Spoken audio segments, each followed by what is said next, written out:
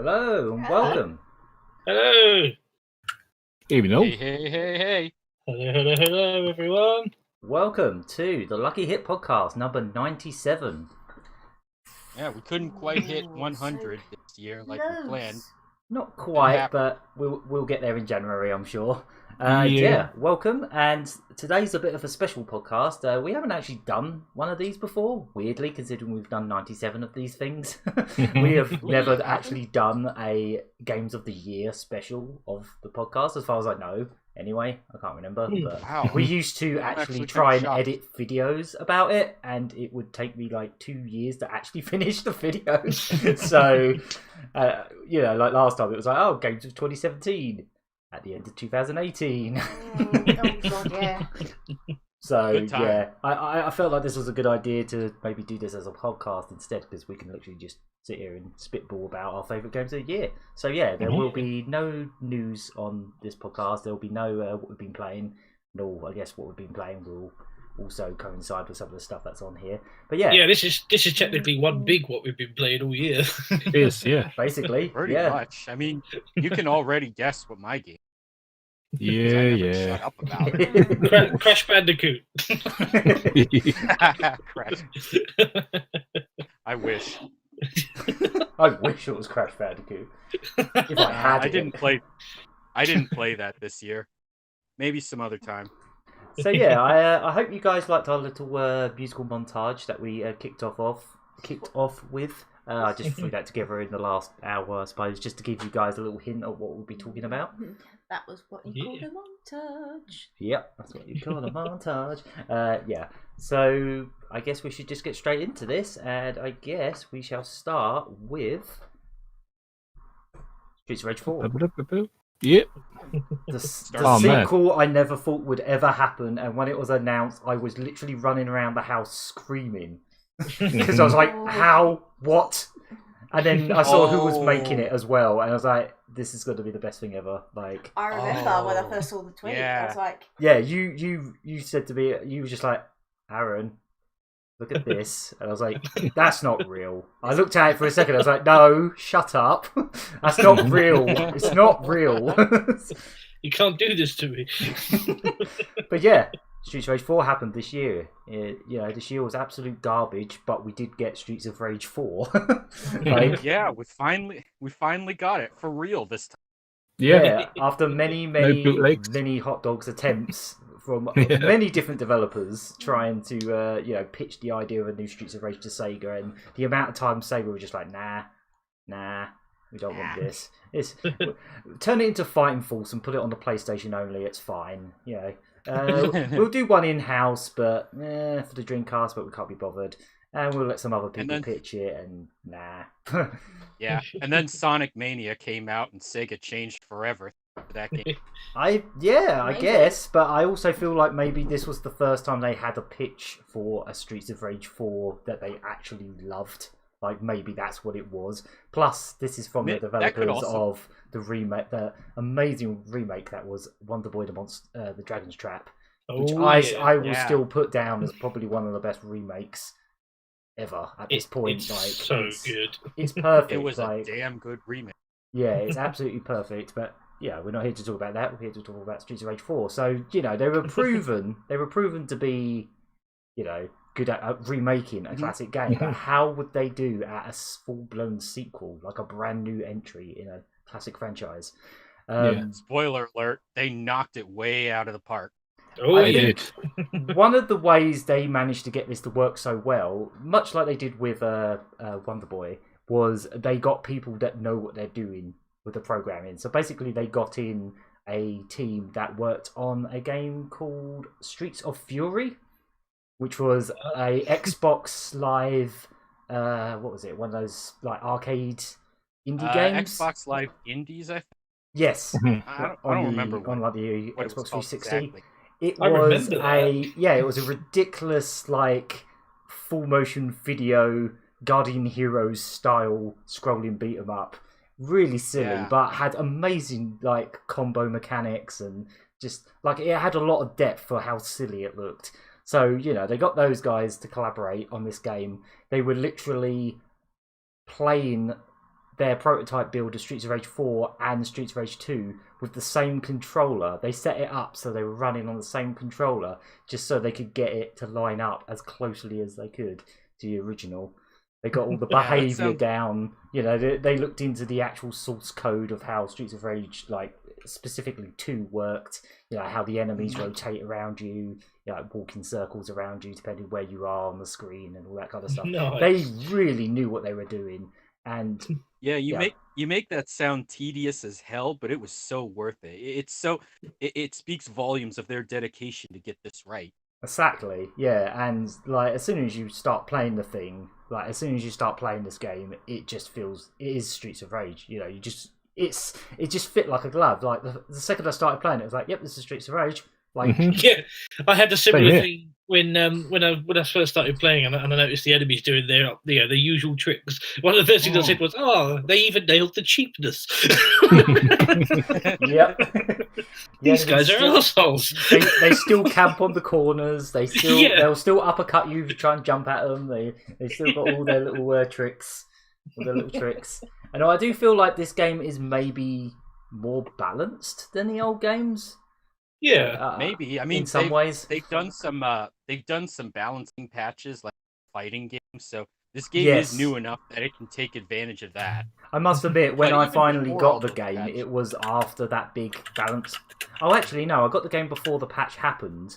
But because they were promising a big balance patch, I actually waited until it was out before I started playing the game because I wanted my first impression to be the best first impression it could be. So I just waited for that because I know there was a few like things with some of the bosses where they had invincibility frames that were far too big and stuff like that they patched out. So I'm glad I sort of jumped in after the patch, I guess. Not that I have any, you know, opinion of how it played before that because I didn't play it before that. But yeah. Yeah, it was the same with me, except I didn't really have a choice because I bought the special edition from Limited Run, which didn't actually make it to me until just last week after our last podcast. Yeah, so this is literally on what you've been playing anyway, isn't it? For this week. Pretty much, yeah. I spent a lot of time on Rage 4. That game's crazy. It's insane. I just can't believe it. I especially love the art. Like even when I play the game on my Switch in handheld mode, like it really draws me in. This is stunning. This is it's just some high quality, super high quality background art. It's grimy, it's dirty, there's all kinds of details. Like there's cans on the floor that you can kick around, which I really noticed. Like this straight up looks like you're walking around the project, Streets of Rage 4. Yeah. I mean, I did say it was dirty, but like the way they reproduced that look.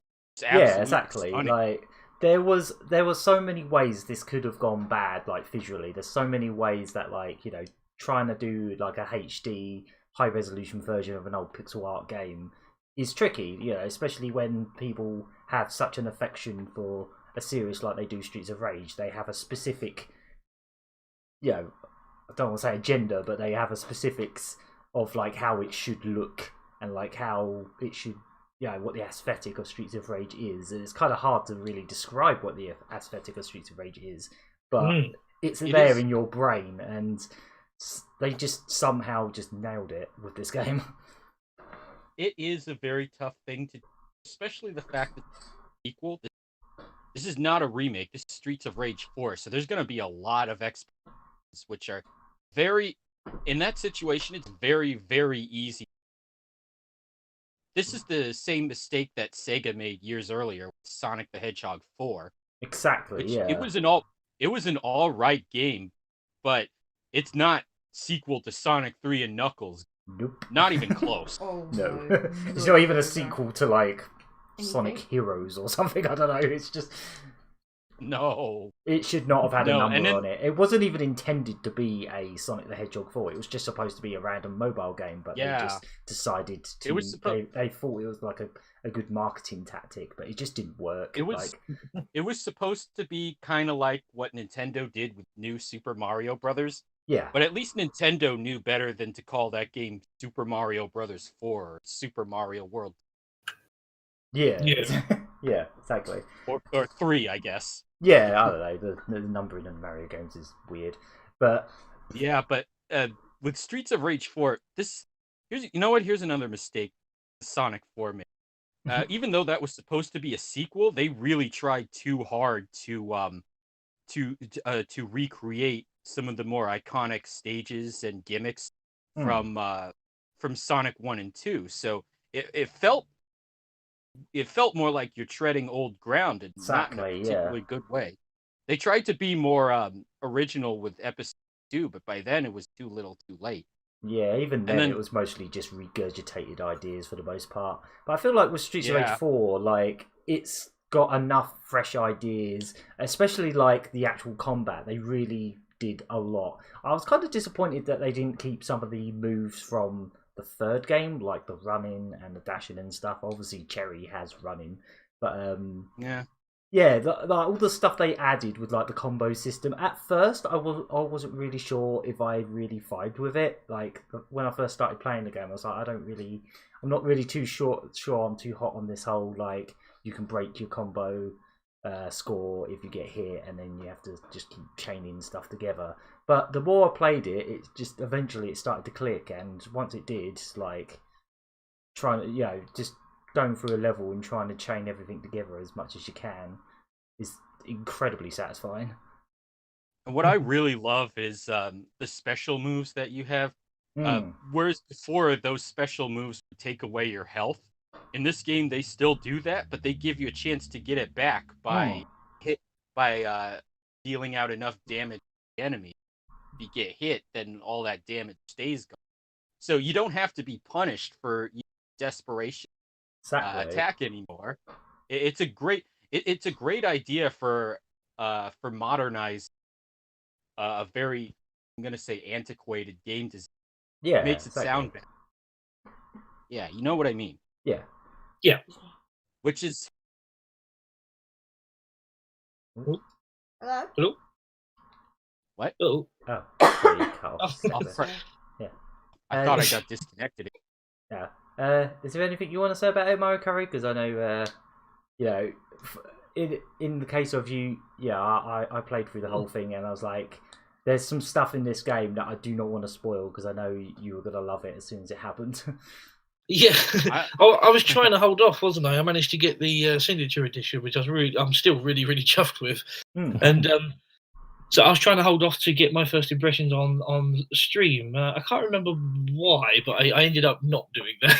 I ended up sort of playing through. Oh no, I know what it was. I was sort of forewarned that it's quite difficult. I might not be able to finish it when I was doing that challenge. I was trying to beat a certain amount of games. Yeah. So I thought to myself, I'll give it a cursory sort of playthrough, and I kind of did all right actually, because it wasn't that long ago that I was still sort of homing my Streets of Rage chops on the Streets of Rage remake and things like that, which is insanely difficult anyway. So I kind of did all right, but I think it was a good idea to give it that little sort of test run first. So what I did instead was I saved the retro soundtrack mode for the stream, so I could get my reactions to that. And I'm kind of glad I did, because some of the choices they made on the retro soundtrack option, it blew me away. I was really shocked that they even lots used of Game some of Gear. Yeah, I was really shocked by the fan service that they went with. It wasn't even just, we'll use music from the Mega Drive games, that's obvious, but no, they actually they went for some of the 8-bit renditions as well, which was amazing. Oh, it was great. I really enjoyed it, and I love playing the Streets of Rage 1 characters as well. They're really good. But I love the way they made up for the fact that they're limited in what they can do compared to the later characters by just making them really powerful. Yep. That's fan service in this game. That's the funny thing about playing as Adam in this game, because Adam, when I started playing as Adam and the new Adam, I'd completely forgot that he wasn't of Rage 2 or 3. So I noticed he had a lot of new moves in him, so he gels with everyone else. Yeah. He's actually one of my favourite characters to play as, to be honest. Like, modern Adam is fantastic. He's a really cool character. I really love. Speaking of the soundtrack, I think they did a superb job with the new soundtrack as well. Oh yeah, definitely. It's more of a collaborative effort than like the previous ones, but I feel like they did a really good job of making each song blend into each area and make it feel like you're actually going on a journey in a way. Like they don't just feel like individual songs that are playing in each level. They do actually. It all blends so nicely together. If you manage to sit through the whole game in one sitting, like the way it all just evolves throughout the game is so perfectly done. Yeah. That's a good way to say it. Yeah, and I especially love how the music, like, it goes into certain moods. So when nothing's happening, the music is calm, and then it switches to a more high energy part of the track when enemies are present. Yeah, which I did not expect at all. That's a really cool touch. Yeah, I think one of the things that made me laugh the most is when it started going into the plot about these guys are trying to control people's minds with techno music. I was like, this is where the best songs are gonna be, isn't it? And I was right. This is where the best songs are. It's like, yep, I'm hypnotized too. Come to think of it, after that point, I kind of noticed they incorporated a bit more in some of the songs. So like they do have some Genesis YM2612 notes. Oh yeah, there's definitely some nods, but I'm glad they didn't just make it another 16-bit soundtrack. I'm glad they tried to do some modern. Yeah, they did. Yeah, it's not just trying to be the 90s, you know. It's got modern touches as well, and it's just like I feel like it was perfect synergy of like old and new with that soundtrack. Absolutely. My personal favourite was the one in the lift when you're going up to fight Max. Oh yes, that was amazing. That was a great tune. So good. Yeah, I love the music from the art gallery.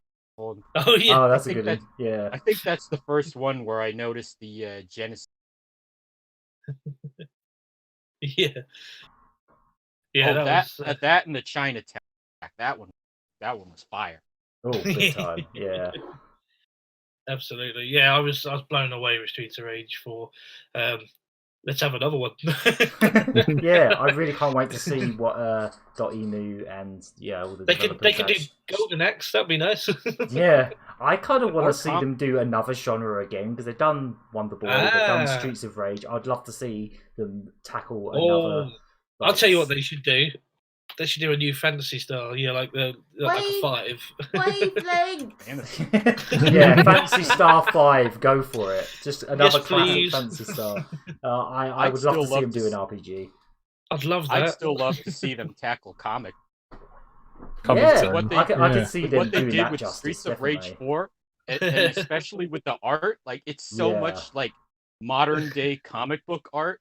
Yeah, exactly. Yeah, if they did a full-blown absolutely sequel to that, I'd love to see what they could pull off of that. There's so much they could do. I almost feel like they could be trusted with pretty much anything now after the last Sky's 2 the limit hits. with these guys. Yeah, I really can't wait to see what they come up with next. So that was Streets of Rage, and I guess we should move on to Yakuza Like a Dragon. Oh boy! Do you want to take this one, Murray? Yakuza 7. Oh boy, it's easily one of my favourites now. I actually finished the story just last night as well, but obviously I'm not going to discuss any specifics in that regard. Perfect time. The story is absolutely spotless, apart from that one bit, which again I won't mention, but AnimatedAF will do because it was on the stream. One you're talking about, and we were just like, "What is this EastEnders bullcrap?" It was a bit silly, wasn't it? That was the one bit that was a fail. Everything else worked. Like the story was fantastic. Like this really good sort of passing of the torch to this new main character who's going to stick with us for the next decade. Yep. The gameplay, a nice little change of pace, and I really liked it because I'm not adverse to a turn-based RPG. Not at all. I don't mind that. And it worked in this game big time because it was also thematic, wasn't it? With the main characters obsessed with even the title of the game is sort of referring to that, like a Dragon Quest. They did such a good job of like implementing all these like little touches that make you make it feel like Dragon Quest, right down to like the class system, and it's got everything. It's got their own version of the Puff Puff. It's got that. It's even got Metal Slime characters. I'm not going to say what they are, but they're hilarious. Oh, that's amazing. It's got everything you can think of. This game's perfect for Dragon Quest fans as well. I didn't even Oh, think it really of that. is. In terms of difficulty, though, I would say it's a bit more like classic Sega RPGs, like, again, Phantasy Star, where equipment's really expensive, enemies are very difficult, and like it's actually a very difficult RPG. Like on my early streams, you can see me dying a bunch of times because I kept wandering into like the sort of Chinatown area, which is basically like one of the worst parts of the map because all the enemies are so strong up there. And like, we just kept wandering over there because it was interesting. Like for starters, the big Sega arcades in there, but you got to get there. Get there without getting beaten the crap out of. Yeah, exactly. So now I'm on sort of like the post-game grind, and this game really does make you grind. I've just reached 150 hours, and I think I've got a lot more to go. They also added, I know it wasn't in the original release, but they also added New Game Plus. I don't think it was actually like in the game when they released it. Yeah, it was like the original Japanese version. Yeah, that's right. They actually added New Game Plus later in Japanese. Well, for us, it was obviously thrown in straight away. And I can see the way they've done it, because it's not like you start again. You actually do like, I was looking at the difficulties, and it says, oh, you got to be level 50 plus for this one, or you got to be 70 plus for this difficulty. I was like, oh no. And like I say, the difficulty of this game is hard enough already. I was way overpowered when I got to a certain boss in chapter 14, and I still got floored, even though I was overpowered. Like I spent literally like stupid amounts of time over preparing for it, and I was so cocky just to get floored. And that's just a normal story mode boss as well. So go into this game not expecting it to be a pushover. It is very difficult. But in terms of content, it's so rich. There's so much to it. It's unbelievable. Yeah. Every time a new aspect of the game opens up, it really opens up. But I mean, it's kind of a Yakuza tradition, isn't it? Where it's just like, oh, here's this little mini game, and then you're there for hours and hours, and there's just so much depth to it, and you just I don't know how they keep doing it. I don't know how they keep cramming so much content into these games. The thing is, they just draw you in, and then you're just like, you spent like 20 hours on just one mini game. A mini game, not the whole game. Purely optional, but it's just like there's more depth to some of these mini games there is most actual games. But that was the thing with Zero, wasn't it? You had like both characters had their own optional, like completely optional. You don't have to do any of it. Little business. And they both end up being in like whole games on their own. And I put stupid hours into both of them. That's why this game's got its own version of that. And I think it's even worse. When I say worse, I mean, better. Yeah. But absolutely blown away. I remember when I heard, before this game was properly announced, I remember seeing something about how they said their next game was going to focus mostly on comedy. And you can see that. It's so absurd. Like some of the summons in the battles. The summons are some of the best. They're some of the best things in the game, I think. They were a delight to watch. Especially when Gary Buster Holmes was introduced. Oh god, yeah. Just like this, like your character. Well, not your character. One of your party members picks up a leaflet saying, "Oh, this is free. Oh, this must mean I'm going to get something really special." And it turns out to be the pound mates. Yeah, it looks like a flyer to some kind of dirty establishment, doesn't it? I love that name, Pound Mates. I feel like they should have called this game Yakuza Pound Mates. Just in the UK, but they should have done. So, love it. But oh my god, the other thing about it as well is I find it like 50-50, like 50% of it is funny, and 50% of it's like the best way I can put it is adorable. Like all the little the animations for things are just like they make you chuckle, and then they make you go, oh. Like the one I'm thinking of specifically is the apologizing thing when you're doing yes. The dive in. the shareholder meetings, and you do level 3 apologise. Sad puppy face. The game's full of little things like that, just like the animations. And the main character as well. He's so relatable and.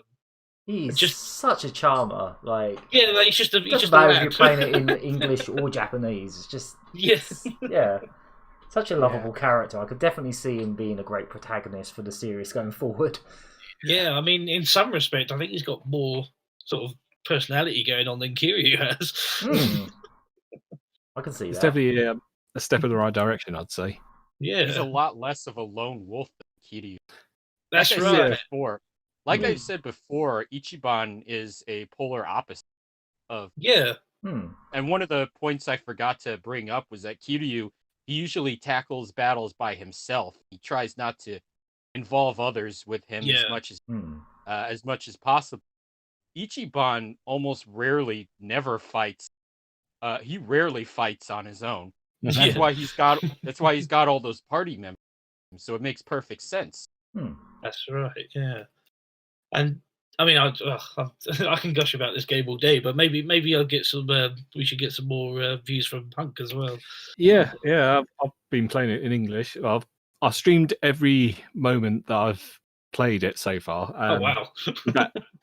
As of last night, I've started. I won't say started again. I started from where I left off because, as we all know, my PC broke down and various bits and pieces has been got in the way. But I picked up where I left off last night, and I got to chapter 10's mid boss, and you can see on stream that I was getting so frustrated. But when I beat it, it was such an achievement.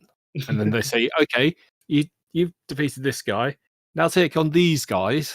And so I had to up my game, as it were. But I tell you, I'm glad I didn't stream when I got to chapter 14 because I got so salty.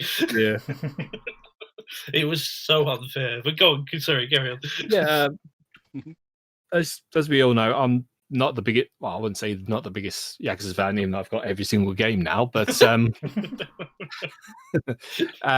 just that I'm a lot less experienced than Murry Curry, so everything was kind of not so much brand new, but just the way the whole story is developing. To say, so this happened, and then you get a little twist here, a little twist there. It's a masterpiece. I'd say it is a masterpiece. It is a spectacular story. Like I say, there was just one bit I didn't like, but the rest of it, every single other bit, was spectacular. They're it still paid off in the end. It's kind of amazing to me just how good the writing in this series has been in general, compared to, say, older Sega games, I guess. It was never really one of their strongest points, with some exceptions with some of their RPGs. But the writing's exceptional. The voice cast that they've got for both, the Japanese and the English dub, because this is one of the few games in the series that actually have a full English dub. I feel like I also feel like this franchise has really kicked off with this game. It's been a launch title for the next generation consoles. It's basically available on almost everything. They're treating it they're not treating it as the 7th game. They're treating this as a whole new franchise, I guess, in a way, the way they've titled it. Yeah. That would explain the name, how they dropped the 7 over here for some reason. So, I think you're right. I think it's a sort of a launch of it's treating it like a brand new series, really. Yeah, makes sense to me. It does amaze me how this series still isn't as big as it should be over here. Obviously, it's people definitely know it. Getting there.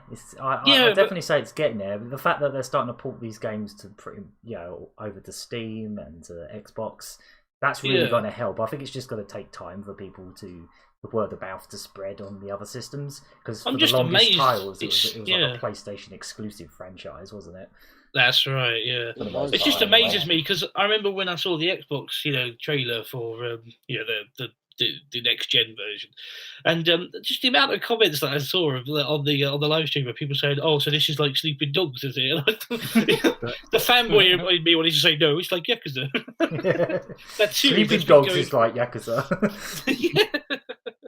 Well, it's just that thing, isn't it? People take one look at it and they think, "Oh, it must be a Japanese Grand Theft Auto," which it really is. Oh yeah, I remember on a certain website called Hot UK Deals. Oh yeah. I think it was for Yakuza 0 being cheap somewhere, probably on the Steam store for like £3 something. And yeah, it's like, oh, this is the Japanese Grand Theft Auto, and everyone was just like, no, no, this isn't anything like Grand Theft Auto. This actually has a proper developed story, and that's really bad false advertising. Actual likable characters. Could you imagine the average GTA player jumping on this and then getting all text and like slow, moody cutscenes? They'd be like, "This is GTA." Yeah. Even Sega themselves to describe it in such a way where it was like they were trying to tell people this is like GTA. And nowadays, Sega early on, yeah, they didn't say they didn't name drop GTA, but yeah, they used to do that. The Sega of today, they show that advertising to new hires just to instruct them on how not to Yakuza. Oh, not even joking. This actually comes from Scott Striard himself. That's really cool. The guy who heads up the localization. That's awesome. Oh, blimey. Yeah. So, yeah. Is there anything else anyone wants to drop in about Like a Dragon? All I'll say is it's my game of the year, but it's my number one. But then again, last year was Judgment, so there's a pattern. I still haven't even finished. I'll talk about why later. Oh, I really hope you do finish Judgment. It's so good. It's one of my. Oh yeah, I didn't. It's not because the game's bad. No, the game's fantastic. It's just a lot of other things took up my time. Ah, yes, that happens to me quite often as well. Yeah, that's all I'll say. I just had a thought about it, but yeah, it's actually going cheap on Steam at the moment, I think. Oh, is it? Or maybe not on Steam, but another. I know Steam. I know Sega's having a big sale on Steam, so chances are the Yakuza games are part of that. I don't know if Like a Dragon is, but I think it was like 25% off, something like that. Where have we gone? I'm actually looking up on Steam right now. Yeah, right now, the edition that I got, the Legendary Hero Edition, which has all the DLC, is actually 35% off at the moment. So yeah, if anyone is out there thinking about buying this game, do it now. I think we talked about this maybe even last week, but I feel like this has become one of the top games that's like a good entry point for the series in some ways. Yeah. Obviously Zero is still number one in that spot, but like you could easily get into this game and get a feel for what Yakuza is, and then you can go absolutely, back to the previous ones quite easily. Can't without a doubt. It doesn't hurt that this game essentially stars a new protagonist. You don't need to know much about most of the characters who came before, even though some of them do appear in this. Yeah, but even that's done in such a way where new fans wouldn't be too sort of put out by it, because it's just done in that kind of way, really, where they just sort of turn up and eventually someone comes on and goes, "Oh, by the way, that guy's a legend." Like, "Oh, okay, all right then." Yep. Just trust me, all right? He's a legend. But even if you do want to check out the other games, they're on other platforms. They're about to come to Xbox. So yeah. Well, this is the thing. It also is going to be on Game Pass, which is that's a no-brainer. Game Pass as well. Yeah. They're all on there now, aren't they? Pass, they will be. Yeah. If you got Game Pass, I strongly encourage you those apps. Streets of Rage 4. That one's there. Yep. Oh, nice. 2 of our games of the year are on Game Pass. Nice. Excellent. Right, I guess we shall move on to another game, and I think for this one we'll go into a game that I have not been able to shut up about since I bought it literally a couple of weeks ago.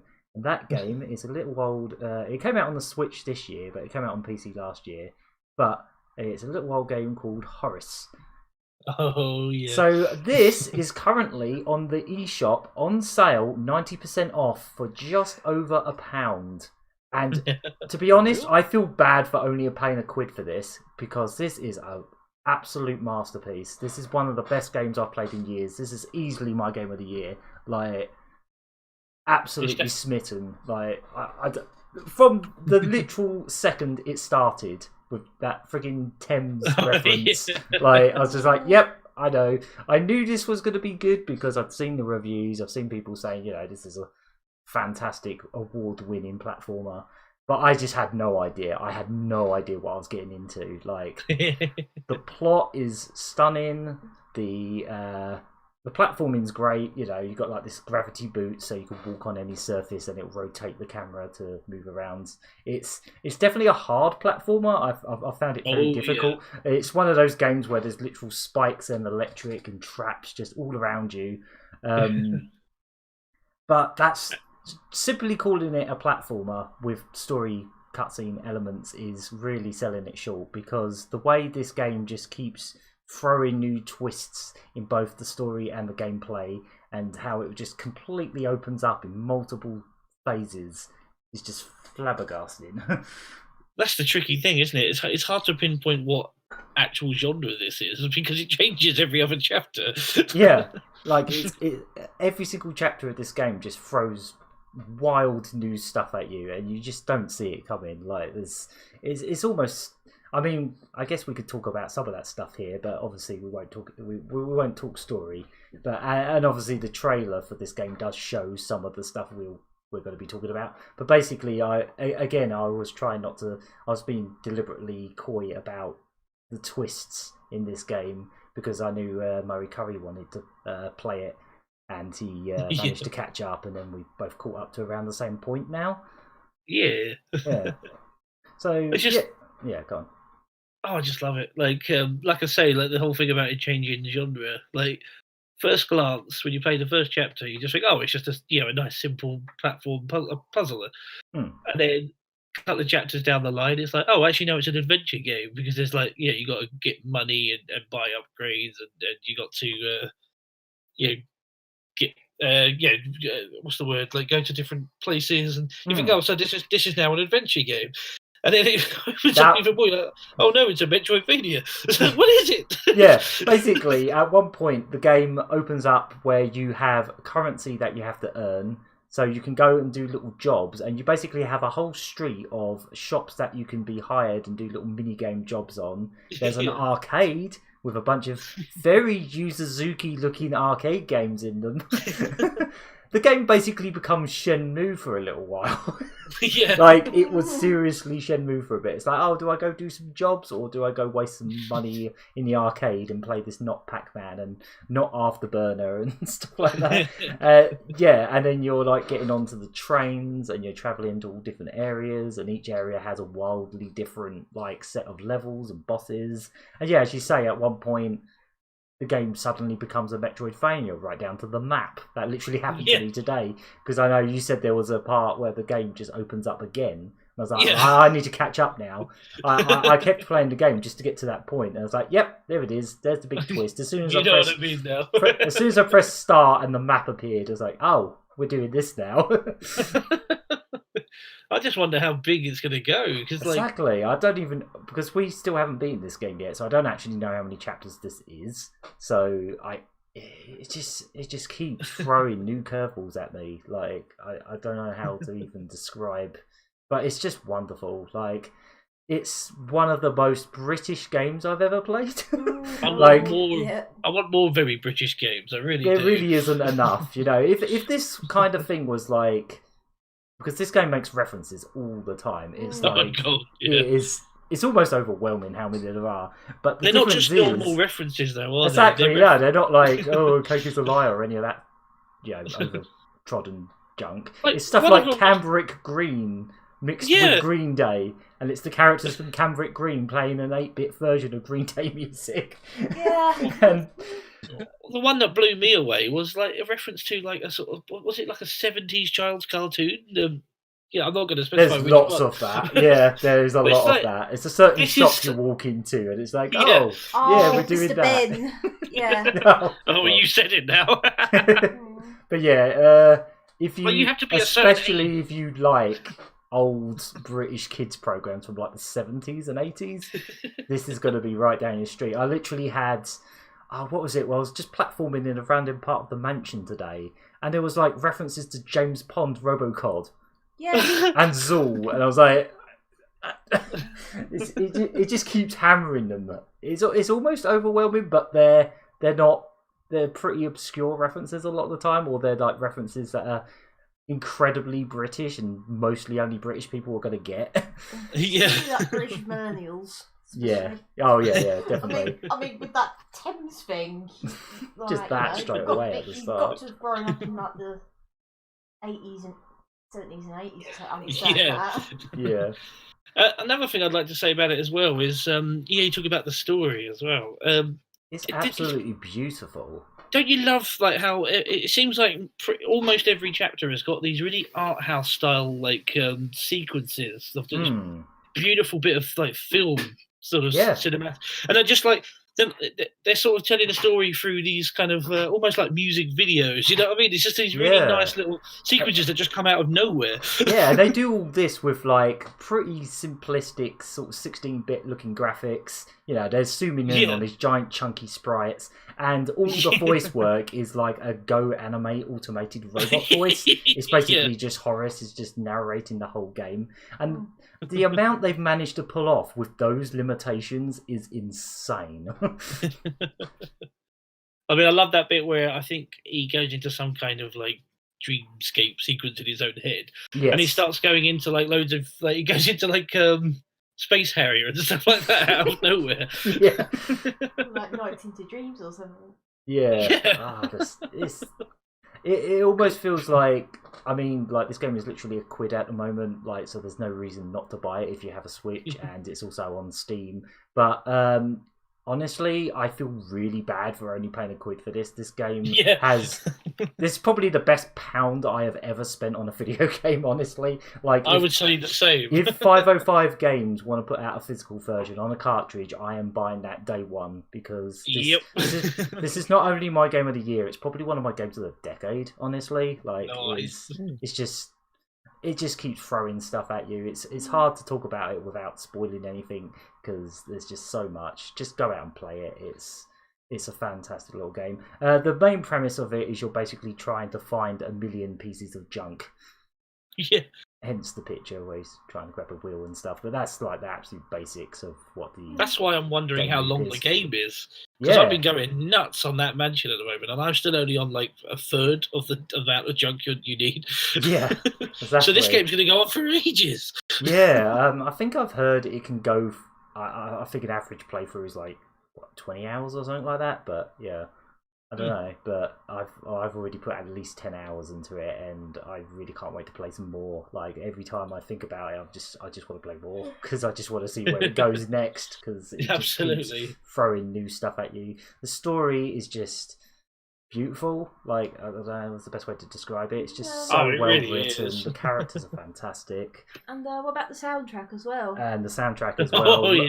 Loads of like classical tunes done in chiptune and all kinds of the monster things. The one you played at the very beginning of this podcast is like a Super Mario Bros. Like rendition of like the nursery rhyme that Orange Melons. Yeah. I don't want to spoil the level that's part of, but it's wild.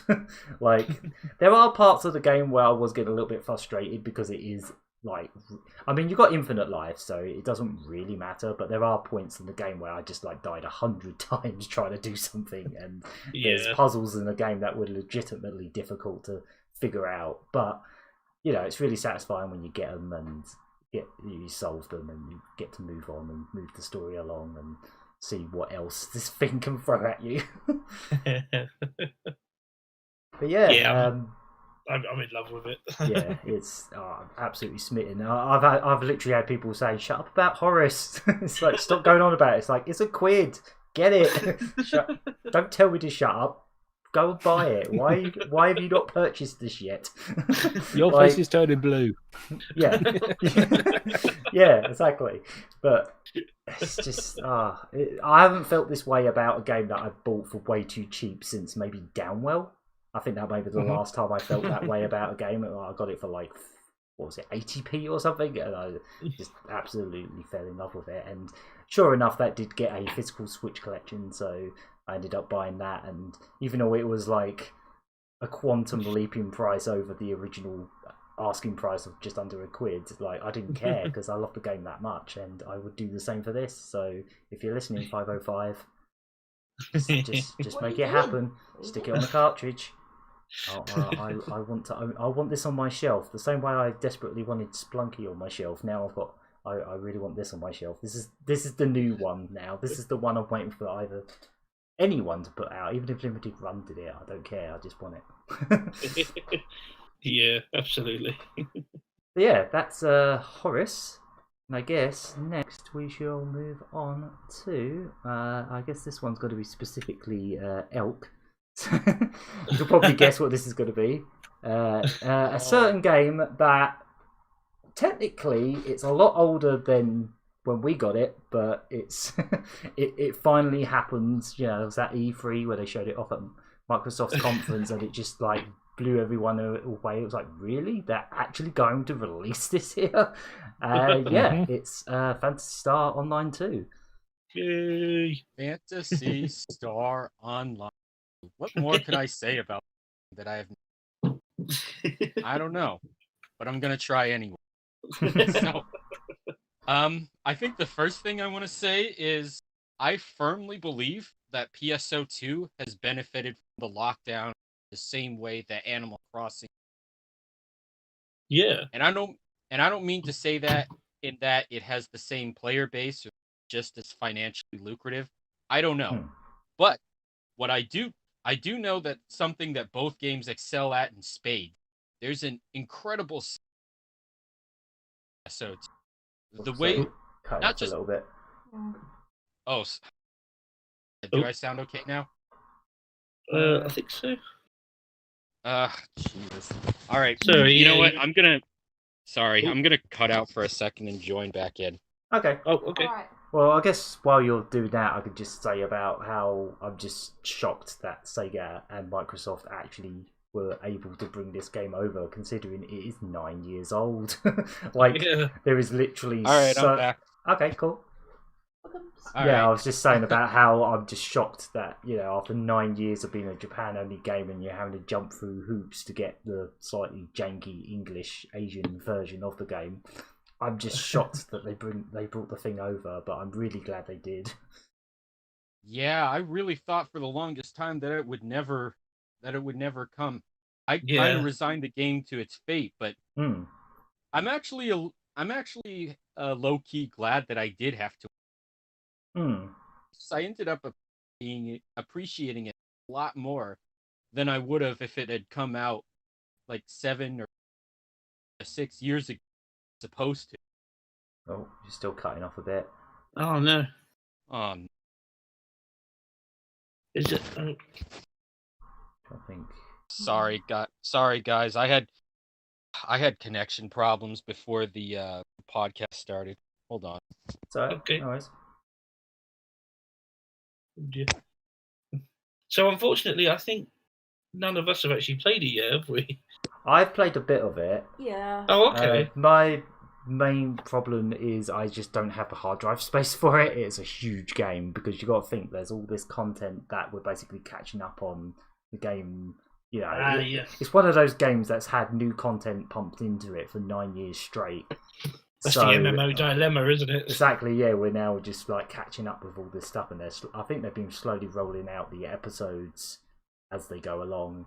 But yeah, they did. As soon as you install this thing, it's just like, for me, I don't play a lot of stuff on PC, so for me, this would be more a case of if I get a console that has it on it, like an Xbox or something, I would definitely invest some more time on it there. Yeah. So PSO2, they just recently doled out episode 6, the final story. That's it, yeah. And, all right, I'm trying to remember where I was because I kept. What was I talking about? Episode 6. Yeah. Yeah, there was another point I was trying to make earlier. Sorry, good.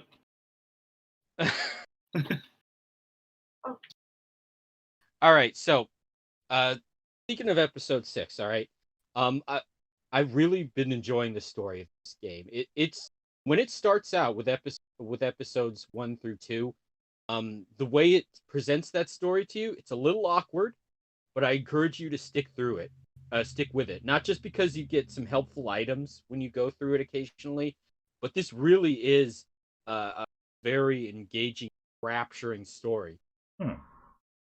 And you know what? There's a lot has been happening this year. A lot of anguish going around. We've all been through the ringer, especially here in America. And with PSO2 in particular, the story they present, it presents a very similar type of situation. This game has you dealing with the evil force known as Dark Falls, the profound darkness, seemingly undefeatable evil. The whole time, through every episode in this game, you're dealing with something new and weird that the profound darkness throws at you. And it starts every time it starts where you have a new way to finally deal with the profound. It doesn't work. So everybody's screwed. But your character, you're still trying to what was that? Damn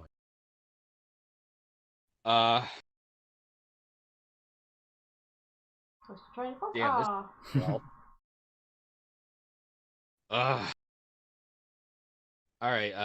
You want to move on to another game since I'm having so much trouble talking? No, that's all right. You've barely had even a chance to scrape the surface of this, so I don't mind if you've got more to say. Yeah. Let's come back to this later. You sure? Yeah, I'm sure. Okay, all right. I mean, you could probably tell from. I mean, if you're a regular listener to the podcast, you probably have a good gist of just how much Elk loves this game. It is easily your game of the year, isn't it? Oh, absolutely. Yeah. But how many really hours surprised. do you reckon you've got in it now? Over 500. Oh, okay. Nice. But yeah, Yep. This is maybe even 600 by now. Yeah, there's Cool. Yeah, there's definitely plenty of stuff in the past we've talked about. Yeah, you've talked about the events and like all the different like stuff they've done over the year just to keep you playing and keep you logging in, and there's just so much content here. That's the other point about this game. It is very, very welcoming. So like, even if you don't log in for a while, they do events occasionally where they welcome back returning players with a bunch of extra items that you can't actually get if you have been playing on the regular like I have. So there's going to be, when you decide to log into the game again, I guarantee you there's going to be a lot of extra goodies waiting. I guarantee it. Yeah. So, and there's another thing I recently discovered with this game. This is specifically for old Phantasy Star fans in particular. Okay. But this game has a lot more references to the old games than I actually thought it did. Oh. So I talked previously about the Phantasy Star Online Phantasy Star Universe event with all the Phantasy Star Universe and Portable 2 items. But the game does actually have some references to the classic quadrilogy, mostly in the music. So I had someone actually point this out to me recently in the Sega Forever Discord. But 2 of the boss themes in this game, they're actually remixes of the final boss themes from Phantasy Star 2 and 4. Oh, nice. Okay. And and the desert level, the desert area on planet Lilliput, the music actually contains the main melody of the Motavia theme from Phantasy Star 1. Nice. Yeah, I know the one. Yeah. Yeah, and I was surprised I didn't notice it before. But there's probably a couple other things that I'm going to notice later. Oh, one other thing I forgot. Most of the biggest bosses in the game, the biggest, baddest bosses, what they do with the music, which I really love, they have their own tune, every one of them. But when the battle's almost over and the boss is nearly defeated, the music starts to turn into the main theme of the original Star Online. A whole new world. Nice. That's how you know. That's how you know the game is telling you you're doing great. You're winning the battle. Don't give up. That's the kind of energy. It's kind of like having the. And that's the kind of energy I love in this game. Like, okay, I remember now. I was trying to talk earlier about the sense of community. Yes. So, as far as the story goes, you're aside from the other characters in the story, which are great characters. I love them. Risa, best girl. Don't ask. In the other quests where you play it with the other players, like the urgent quests in particular, they do a great job of contextualizing the story. So they give you a reason why this is happening and why you're fighting in this battle, why there's other people joining with you. So, and a lot of these battles, they don't actually happen. Some of them do, most of them don't. But when you join these battles with other players, the bosses are actually much tougher than they are in the story. So even if you do go through it in a matter of minutes because of everyone being totally overpowered, that really plays into the theme they're going with. It's just togetherness. You might seem alone sometimes. Everything seems bleak. Everything seems completely impossible, but you're not alone. You're really not. You always got people with you, and they're always going to see you through. That's beautiful, man. That is also the sign of a really good MMO. It is, because I've played a lot of other MMOs. I can count on one hand the amount of MMOs that actually had the same impact on me as the original Phantasy Star Online. Of course, this is one of them. But the thing most of these games get wrong is in just the environment. They usually place you in an empty area with a bunch of people who got no personality, who tell you to do a bunch of things for reason, just to help you with grinding. A lot of MMOs fall into this trap so much that I'm honestly shocked at how popular they still manage to get. Phantasy Star, what I love about the original as well as the second game, what they do is they place you in a centralized hub, and they make sure it's very clear you're part of a big organization. PSO2, that's ARCs. You're an ARCs operative. Every other player is an ARCs operative. Most of the other characters in the story, they're ARCs operative. You're all working together. You always got a home to go to, and they'll warp you instantly to any action areas you need to go to. Or if some boss comes up who's causing trouble, they're going to take you straight to him. So with everything being centralized, it's a lot easier to get your bearings. Which is also what I was talking about earlier about how this is more welcome to newer players or players who don't have as much time to devote to the game as I do. So, yeah, in that sense, it's always a lot more welcoming and it's a lot easier to get to. And I say that even as there's still a lot of aspects to this game that I have not yet managed to completely figure out. So, like, there's a crafting system in the game. I'm still going through that. There's a whole bunch of extra special weapons that you have to gather a bunch of items in order to make. And they emphasize that you need these weapons when you go into episode 6. Because things get pretty real in that story. You've still got so much to see. Yeah, there's a lot of micromanaging involved. I personally like games where I have to micromanage things a lot. Helps me feel like I'm being productive. So, in fact, recently I've actually had pretty good luck with getting especially rare weapons. So I'm on my way. Nice. So to sum up, you absolutely adore this. This is your goal year. I might. I've only spent 600 hours. That's not enough. It's not enough. Still probably got another 600 to go. Oh yeah, by then I'll be done with episode 6, I'm sure. Plus, we've got new Genesis coming out next year as well, so which is essentially and that's free, but it's and that's bolted gonna on to 2. That's going to drastically change the structure of all of Phantasy Star Online. So that does away with the centralized hub area that you always start out in. That one's the more open world, so it's going to be interesting going into that one, seeing how they recapture that magic while also completely changing the game. Yeah, I guess we'll soon see.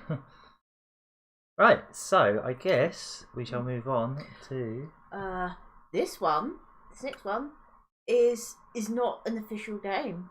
I mean, it's a game. It's a video game that you can play, but it's not by the people that made the original game. Oh, I know this one. And that is I don't know. Rayman Redemption. Yeah. So yes, Rayman Redemption. Rayman Redemption is I'm going to put this out there. This is probably the best fan game that has ever been produced. Like the amount of time that went into it, the fact that it's mostly made by one person over the course of how many years? It was, the main coding was by one person from somewhere around 3 years. Oh, okay.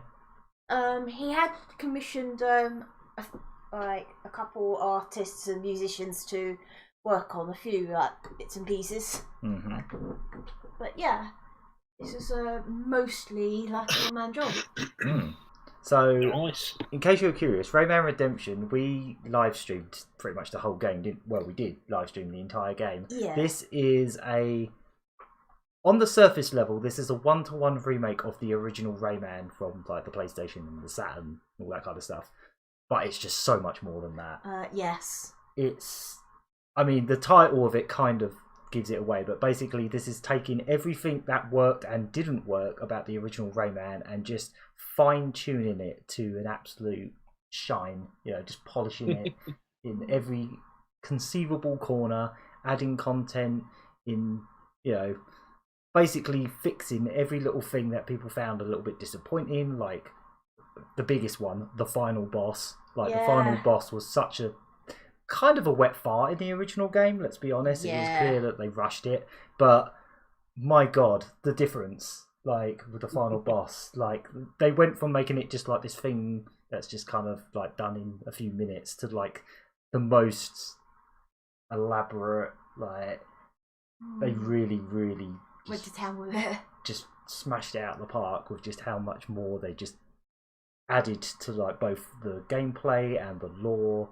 the plot and the characters and just all the extra stuff they've thrown into it, and it all just feels perfect. It plays exactly like the original game, but in some ways better than the original game, honestly. I'll tell you, and I will agree with you in that it had a very disappointing ending and final boss.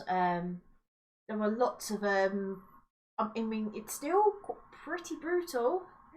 It's not like the original difficulty's been stripped away. Oh no, it's still balls hard, but it's not as unfairly hard as maybe the original was in some ways.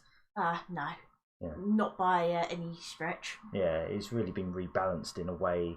There's even there's two main modes when you first start up a save. There's the classic mode where you have limited lives and you have to find lives and all that kind of stuff. Or you can play it in sort of a Rayman Origins style where you basically have infinite lives. Oh yeah, you don't have to worry about lives. You decided to go with lives, didn't you? Yeah. Some of that stuff, having to redo whole chunks, whole massive areas, especially near the end of the game. Oh yeah. Maybe you won't do that next time. I suppose not. But I don't know if I even want to touch stuff there's even more difficulty modes in it. There's a hard one that's so hard that you have to go through the game without touching any items, because all items are tins or anything. Yeah. Yeah. Whether I'm gonna touch that or not, I don't know.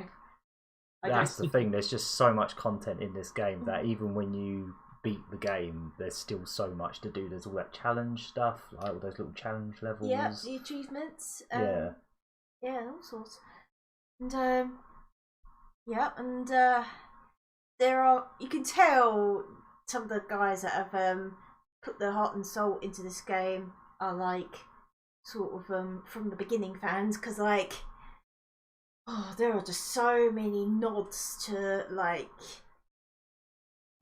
some far reaches of like the Rayman universe. Oh, definitely. There's just some really obscure stuff in here. For example, they've added a whole new world to the game essentially, which is loosely based on like one of the Rayman Junior like entertainment games. It's a mixture of that and a level from the Game Boy Advance version of Raving Rabbids.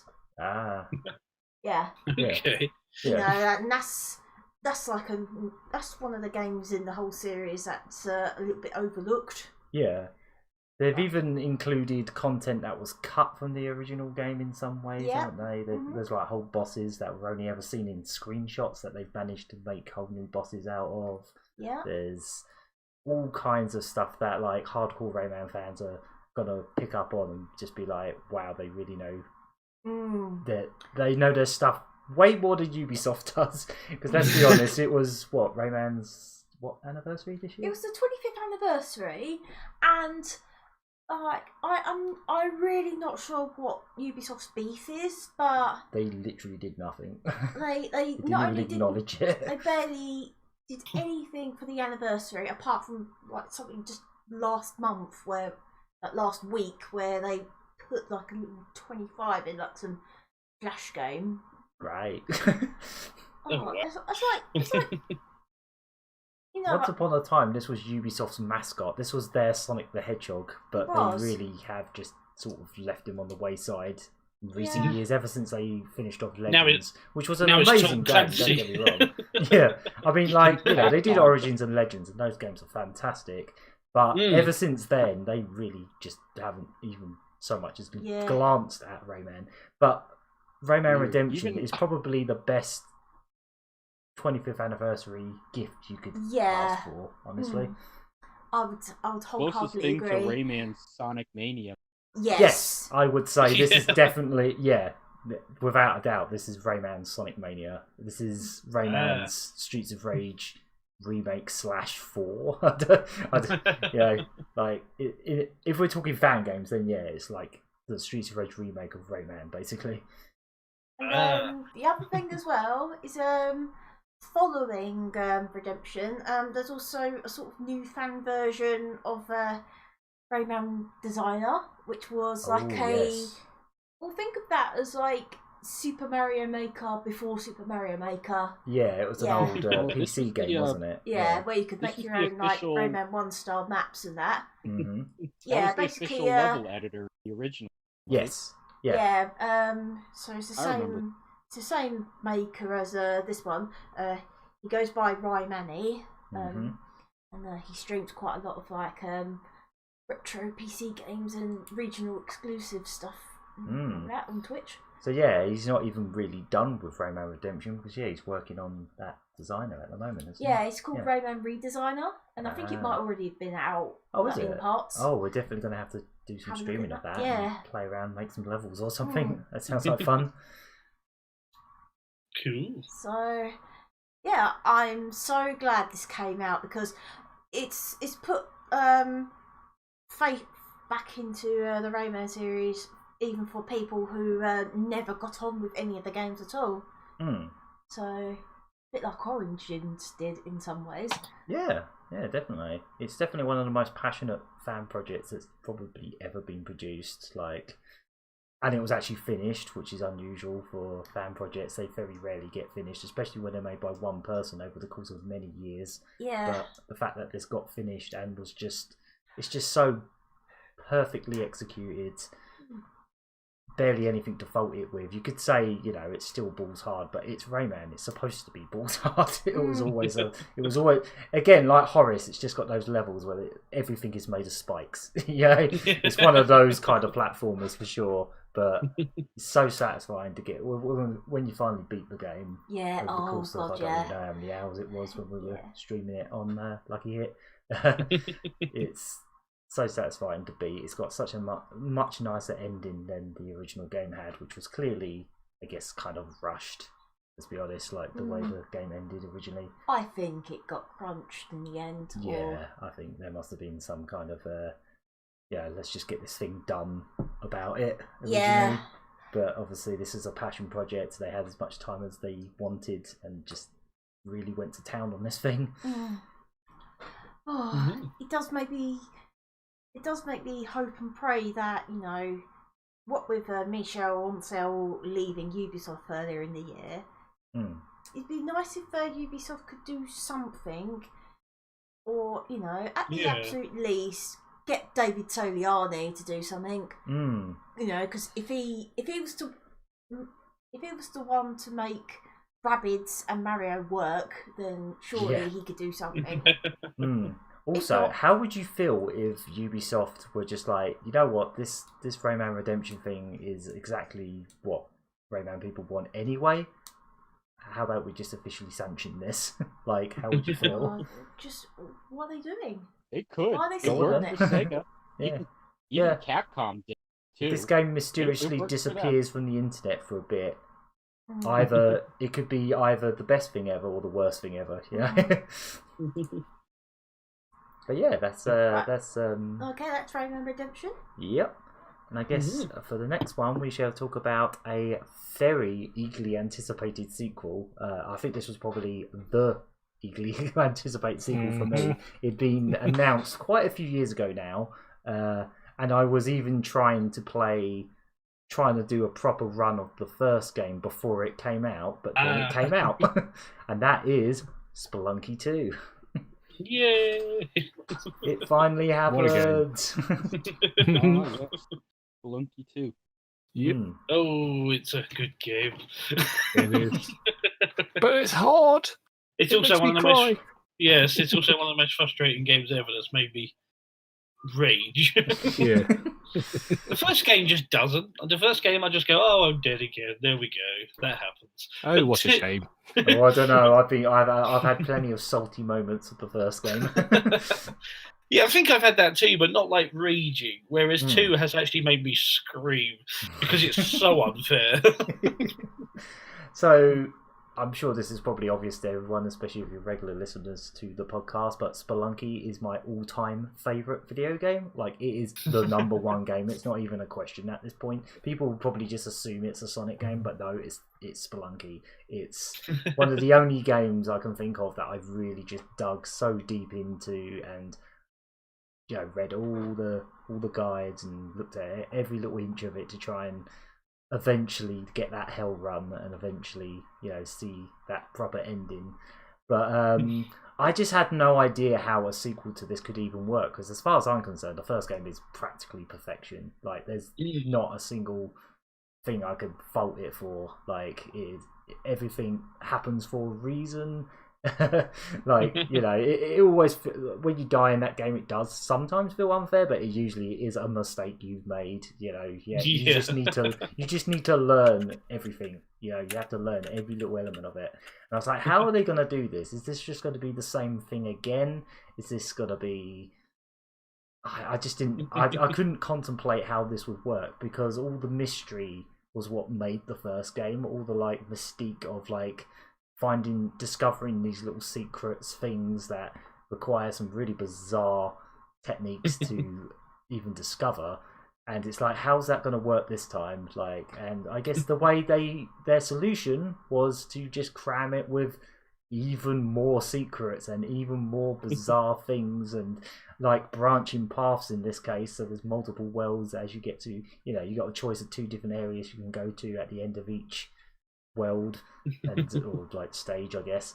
And it's just, I I've probably, because this came out a couple months ago now, didn't it? And I've only put about 20 odd hours into it, so I have barely even scraped the tip of the iceberg of this thing. Like this is gonna be, even though this is definitely one of my games of the year, I don't feel like I've barely even touched it yet. Like, despite putting 20 hours into it, that's nothing. This is clearly a way bigger game than the first game was.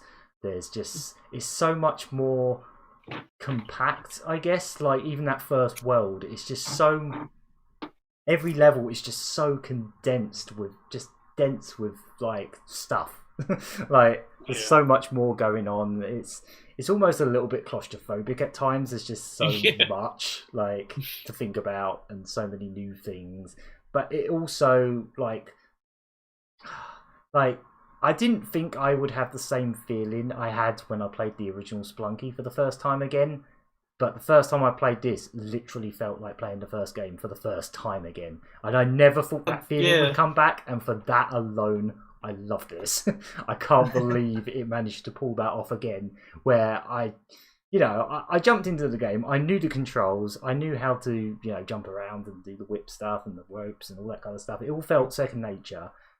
But the levels are just so different that it just felt like I was starting from scratch all over again. And like, I think the first time I streamed it, I was like, I'll just play for the first world and see how far I get. And I couldn't get past like the third level. I couldn't get past like the third or second level. I was just dying constantly. I was like, wow, okay, how'd they pull this off? This feels like I'm starting from scratch all over again. It's hard for me to talk about because I'm not sure what's safe to say. If you know what I mean. Yeah, as I say, I've discovered a few things, and ever since they added the online co-op, playing with other people that clearly know what they're doing and have played it a lot more than I have, they have been sort of showing me a few extra things that I didn't know about. But yeah, that's another thing I really like about the sequel, the online co-op.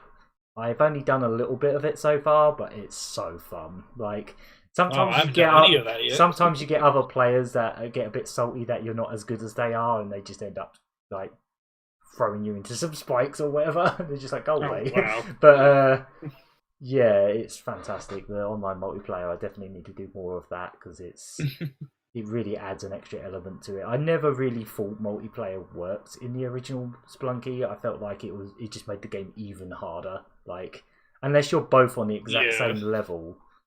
The only version that really worked, I haven't actually played it, but I know about it, is the Vita version, because you actually both get your own screen. You're not both sharing that screen like you're doing on the other versions. Yes, that's how the online.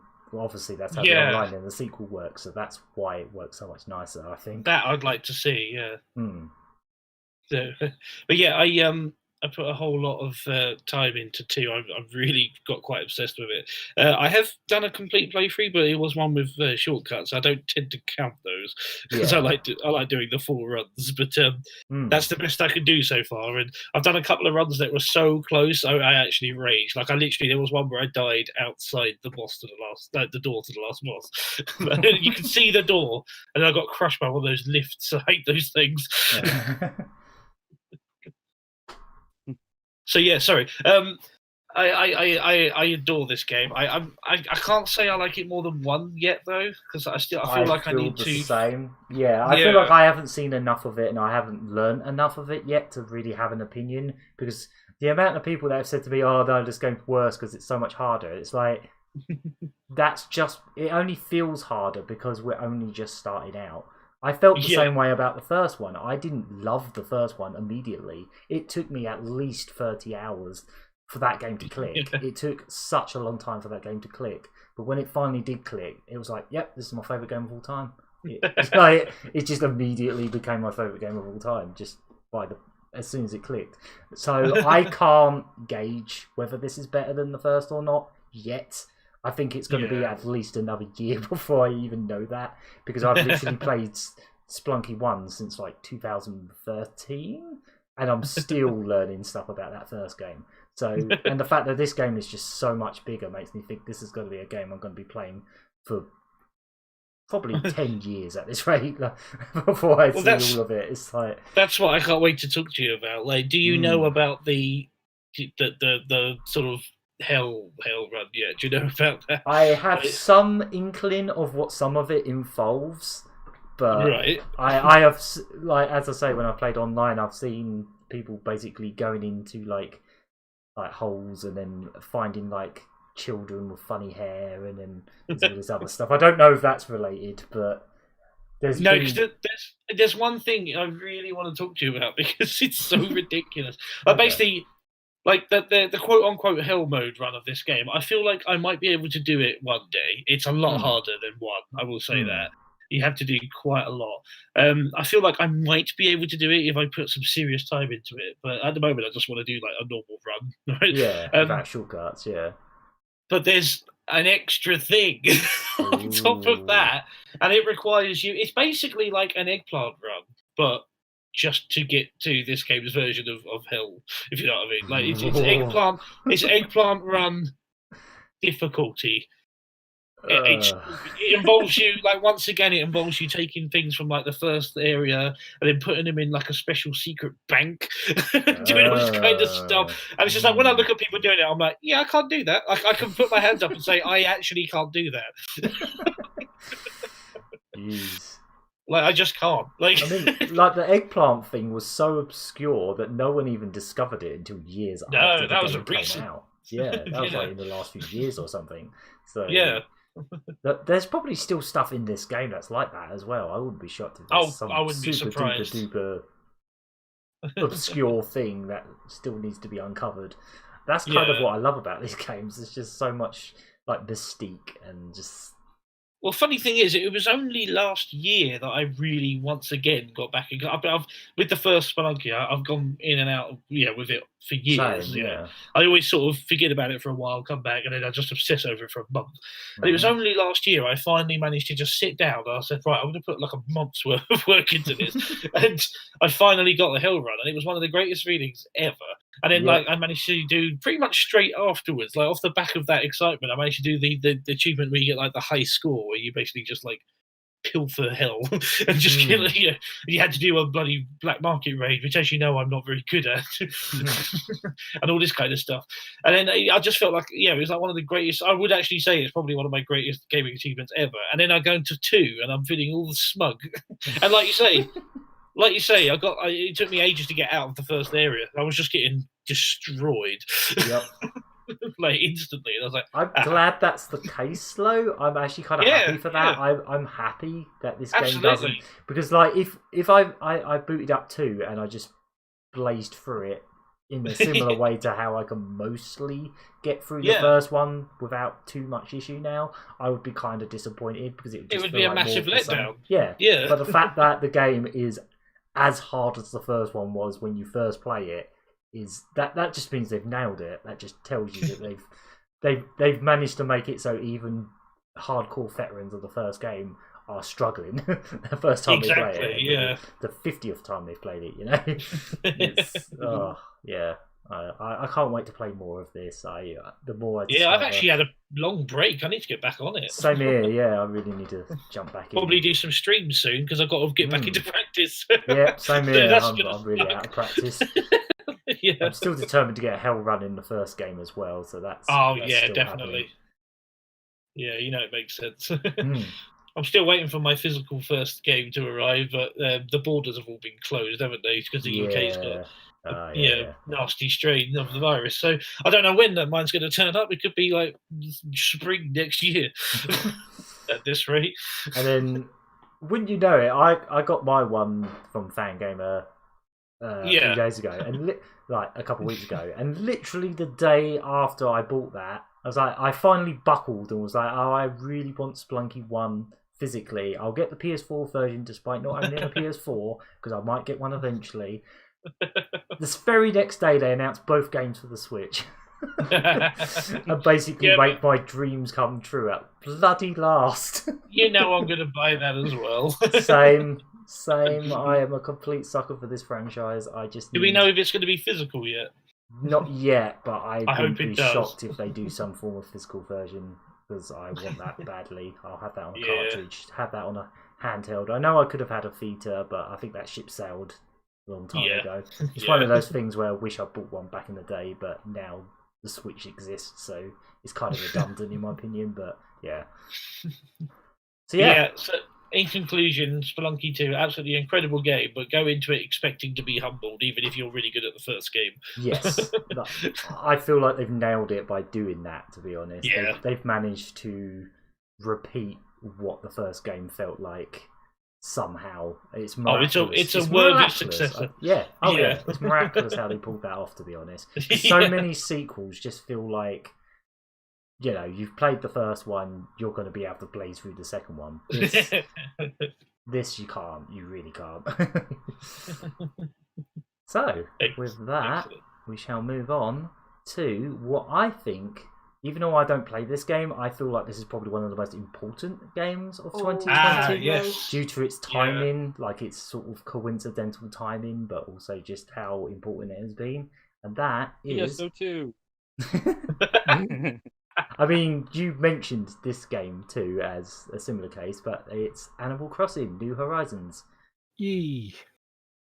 Yeah, I mean, I think one of the most important things about it is it's been a tool for a lot of people's mental health this year. Absolutely. Like a tool for helping getting through what's been going on this year. Mm-hmm. But I don't play it either, so I think we need to hand over to the one guy in this group who's played it. Hello. Hopefully you have an easier time talking about it than... Well, this has been like the timing of the game, considering it was supposed to be out in November last year. They could not have time. Because of crunch. Yeah, that's right. Course, remember that? Their stock actually dropped because they said they refused to crunch their staff in order to get it out on time. I forgot about that. That was actually really bloody good of them. And yeah, especially because crunch ended up being a big problem for other games. Oh yes, yeah. we'll mention those later. But there was a slight problem with their release date, but you know, with the internet being the internet, it came out on the same day as Doom Eternal. Oh, okay. There was that too. So instantly, there's posts here, then everywhere about Doom Guy taking Isabel, who's one of the main characters of explains all of that now. Yes, it does. Yeah. I wonder what that was about. Yeah, they both come out on the same day. Yeah, the That's best why. of friends. Yeah. Canonically, the best of friends. All right. Lots of wholesome art. That was a big highlight. Yeah. Even Nintendo and id Software joining fun. Yeah. Because id Software or Bethesda had promised that there would be a version of Doom Eternal for the Switch eventually, which was only released like a few weeks ago now. They sort of like, okay, we can play it on other formats and have other people playing Animal Crossing and everything. But that's just made the internet explode right there. But anyway, getting into Animal Crossing, the timing of the game itself couldn't have been any better. I was actually rather unfortunate that I got my copy a day late because Amazon were literally trying to get everyone's copy out as soon as possible because everyone was going to be stuck indoors at the time. And although I did catch up with everyone in regards to making my island the way it was and crafted a few items here and there. Oh, sorry guys, I've got to mute for a second. Right, no worries. Sorry, I'll be back very soon. Okay. And I lost my train of thought now. But the timing of it was great. And generally with Animal Crossing itself, it's like the first week or the first month or so, everyone's sort of like, oh, I've got this which is brand new and that's brand new, and basically everyone's having a different experience. which kind of brings everyone together. Yeah. But the magic of it, like everyone eventually has all the same sort of like tools, all the same sort of even the in-game shop gradually changes over time for the amount of time you like spend the currency in there, which is known as bells. Yes. So gradually, everyone's getting up to the same sort of pace and speed and everything. So ideally, by the end of say May, when we're well and truly into the lockdown, everyone was still plugging away, but there was some updates that were needed, which were promised by Nintendo anyway, to improve the game. So we eventually got some characters coming back from previous games. A character called Gulliver, who basically he always ends up shipwrecked and lands on your island, and without fail, he always forgets straight away like where he was. But then he says, "Oh, so you're so and so from this island," and gradually you help him out, do his tasks, this, that, and the other. And yeah, eventually over time, of which I'm still getting some rewards from him. Like even I've been playing since day 2, as it were. Yeah. Yeah, it is a very long game that obviously there's no completion to it, but it just like any other Animal Crossing game, it changes the seasons. So we had recently Toy Day, which obviously was their version of Christmas Day, and obviously they didn't want to say Christmas because it might offend some religions. We had Turkey Day, which was part of their version of Thanksgiving. Yeah. Well, that's kind of like how in Stardew Valley they have Halloween and Christmas, but they call Christmas the winter holiday. So or like non-offensive, non-denominational winter holiday. Yeah. So, yeah. Well, that's the thing about gaming. You sort of had to include everyone, and I'm just pleased that games like Stardew Valley and Animal Crossing find ways of making it like inclusive for everyone. Yeah. But not actually mentioning the holiday that everyone is mentioning.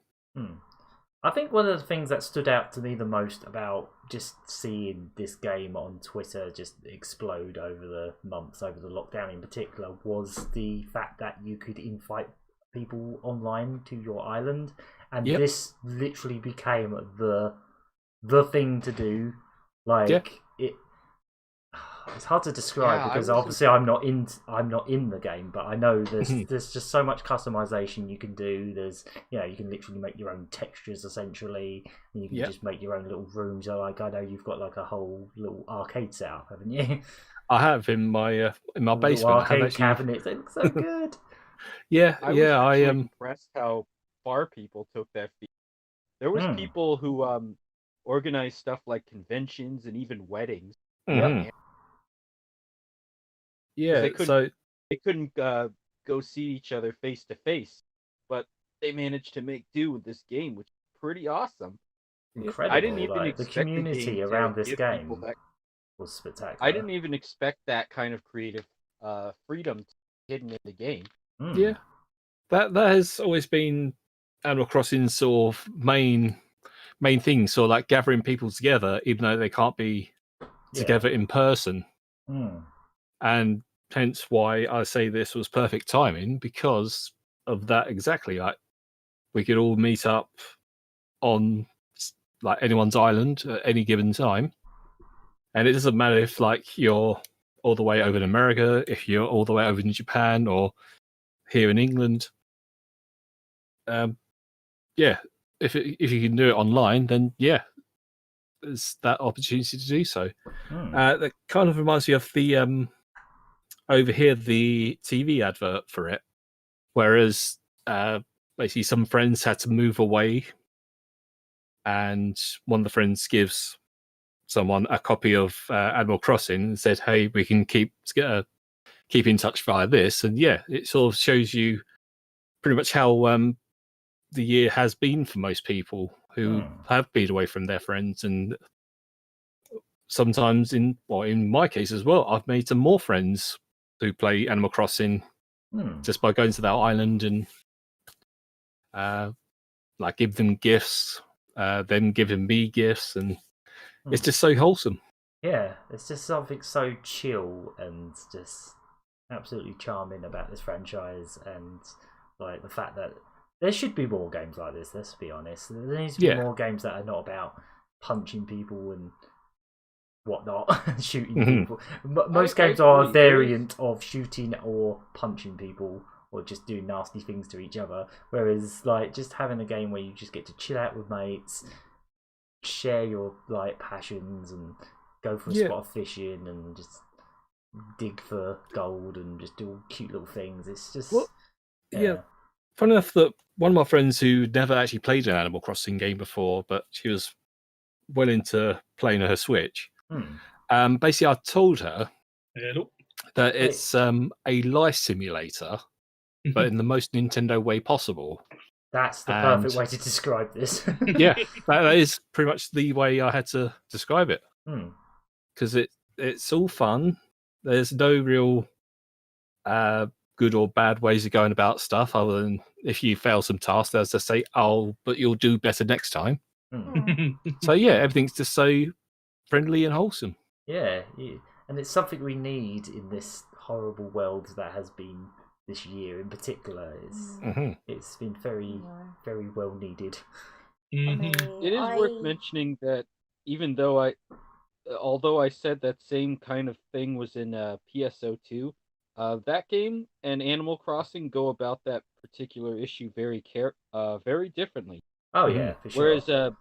Whereas PSO2 takes you on a grand sci-fi anime adventure where you and several other people are battling evil, even though that game also has its moments of downtime. Yeah. That's not what happens in Animal Crossing. That one really is a life simulator. I think that's a good way to say it.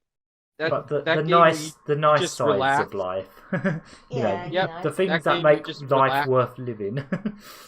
Yeah, you just relax, you maintain your house, you talk with your friends, and you live your best life. Not much else to worry about beyond that. That's exactly it. It's just been something that's been really needed this year. Yeah. I mean, not that I have a lot of confidence in 2021 being like ever so much better, but we need more games like this. Oh, for sure, yeah. More games like Stardew Valley and Animal Crossing. And I was about to say Stardew. Yes, yeah. I've noticed, especially on some of these directs and like conferences, like streams we've been watching over the year, there is a lot of games like this starting to spring up from indie developers now. So I feel like this kind of thing is going to become almost like a genre, which I am totally for. Yeah. Even when there's not a big certain health affecting the world, there's always a place for games like that. Oh, for sure. Yeah, definitely. Right. Yeah. So, have you got anything else? Sorry. Well, I was just saying, like the previous version, New Leaf, which was the first game that I played on my 3DS. That got me through some tough times, even though like the world isn't the way it is now. But yeah, it is just the way that Animal Crossing is. Oh, that's good to hear. Right, so is there any other games that people want to talk about at length before we move on to the hardware? Because I know we're going to have honourable mentions later as well. But, yeah. No. Okay. No. Okay. I guess from here, so that was our games of 2020. I'm going to say those are our top games. Now we shall go on to our hardware of the year. So there's been a lot of gaming hardware released this year, all kinds of stuff, loads of minis and actual next generation consoles. Obviously, in one particular case, or in many particular cases, not many people have actually been able to get those next generation consoles. But I know you, Hunk Thunder, you managed to get yourself a Xbox Series S. Yep. So I don't know if we want to talk about that. I will say one thing about this system. I love how small it is. I love the design of it. That's why I picked it over the Series X. Because I haven't got a lot of space in my room, and it would be nice to have something that plays discs again, but I've got my Xbox One that does the same job, so I'll stick with that for now. And yeah, I think it's a really fair price for it as well. You're essentially getting a next generation console for not much more than it would cost you to buy an Xbox One. Well, not only that, but it's cheaper than the Nintendo Switch. Yeah, that is what made me think. Hold on a minute, that's so cheap. That's the next generation. Jump on that bandwagon. Especially now that I've renewed my Game Pass. Game Pass Ultimate, I should say. Basically, I've got a whole, well over like 200 games just there, ready to play. Well, I say ready to play. I obviously had to download them. But yeah, excuse me. Stuff like Tetris Effect and I'm trying to think of what else. Halo, the Master Chief Collection. They're all enhanced for the next series of Xbox. So basically, it loads a lot quicker. Graphics a lot more high resolution. It is just a great little package. But I'm looking at my one right now, and yeah, as you can see on the screen, it's got the massive air vent with the black circle on top. Oh yeah, that is not much bigger than a CD or a DVD disc. So just to give you a sort of impression of the size of it, if you look at that, it's like 1.5 Dreamcasts. Yeah, that's what it looks. That's what it looks like to me, anyway. I have seen one of them in the flesh. I think they had like display ones in game, and I was just shocked how small it is.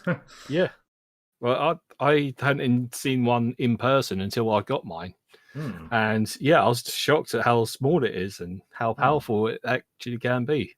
For everything everyone says about how Xbox doesn't have the exclusive games, blah blah blah, they have really been just like knocking it out of the park when it comes to making this transition to the next generation as smooth as possible, making it so you just put the thing on, all your previous games are there, they run better than they ever did before, they load so much quicker. That's like the most important thing. I think that's what Xbox has really just like nailed this time round, is you can play backwards compatible games going all the way back to the original Xbox. Not all of them, obviously, but a good chunk of them. And they've just done such a good job of supporting their ecosystem, I guess. Like, considering how the Xbox One started out, like when they first announced it and all the weird stuff that was going on with that, they just really did a 180 and they really know what they're doing. And like with Game Pass as well, I feel like that's probably the biggest bargain in video game anything at the moment. Like, it is essentially Netflix for games when you think about it. Like, maybe even better than Netflix, honestly. I mean, like, most games are like games from like months and years ago, but they are good games. So like, let's just load my app up so I actually see which games are there. Tetris Effect. That's pretty much a brand new game for the Xbox One. And yeah, it's already on Game Pass. Nice. Yeah, what was it? Got all the Yakuza games going on there soon, and they've got Zero, Kwame, and Kwame 2 on there already. So already you can start playing them and catch up the series. Yeah, I feel like as a Game Pass system, if your main thing that you want to do in terms of Xbox was get a Game Pass and not actually buy games and just play them as they come along, this is the perfect way to do it, because it's so fairly priced, it's so small. Just use that as a Game Pass machine. I think it's perfect for that. Yeah, I'm still looking at the games. Have its merits. Yeah, I've found all 4 of Five Nights at Freddy's. Oh yeah. It's also got EA Play, which is their own version of Game Pass, isn't it? Yeah. Yeah. So it's not the most up to date games. Like all the sports games are like last year's iterations. So the same game. Yeah, pretty much. So, yeah. So we got Final Fantasy 9, 7, 8 remastered, 15. Nice. Yeah, it's just an endless amount of games that you could ever want.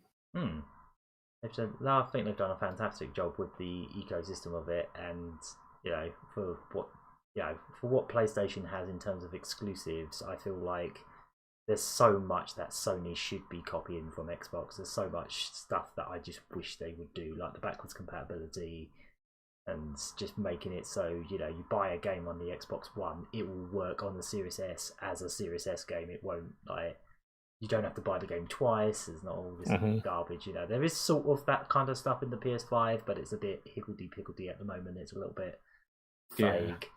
But yeah, I just feel like out of the next gen systems, this is maybe the most appealing one. Just from like a cost sensitive side in that. It really makes you think how usually console launches up until the Xbox Series, they've taken a bit of a, you don't think about it at the time because you're used to it, but the way it worked before, it was a little where in most cases, the games, when a game console comes out, nothing from the system before works on it at all, and mostly it was because they switched to a different format. That would be impossible anyway. Yeah. But like other than this and the PlayStation 3, for example, and I suppose even the Wii U and the Wii, they really don't. They really do force you to buy new games anytime you get a new console, don't they? And most of the time, and new controllers too. Another thing that this system does nice. That too. Everything from the Xbox One just works. The works. Xbox Series S does work with older controllers. And then, but with new systems, they make you buy new games, and most of the time, they don't even come with new games either. I think only the Wii and the Wii U actually were bundled with games. Everything else, they had nothing. Yeah. So it reminds me of a YouTube video I saw from years and years ago about a news article on news article. Well, basically, it was parents complaining about the Super Nintendo not working with the old NES games, and parents are outraged. Yes. So I think we're finally that is a thing of the past now. About it. Yeah. So I'm pleased that. Amazing how we were talking about that back then, and then eventually kind of got accustomed. No one started questioning until now. But I'm glad that it sort of comes full circle.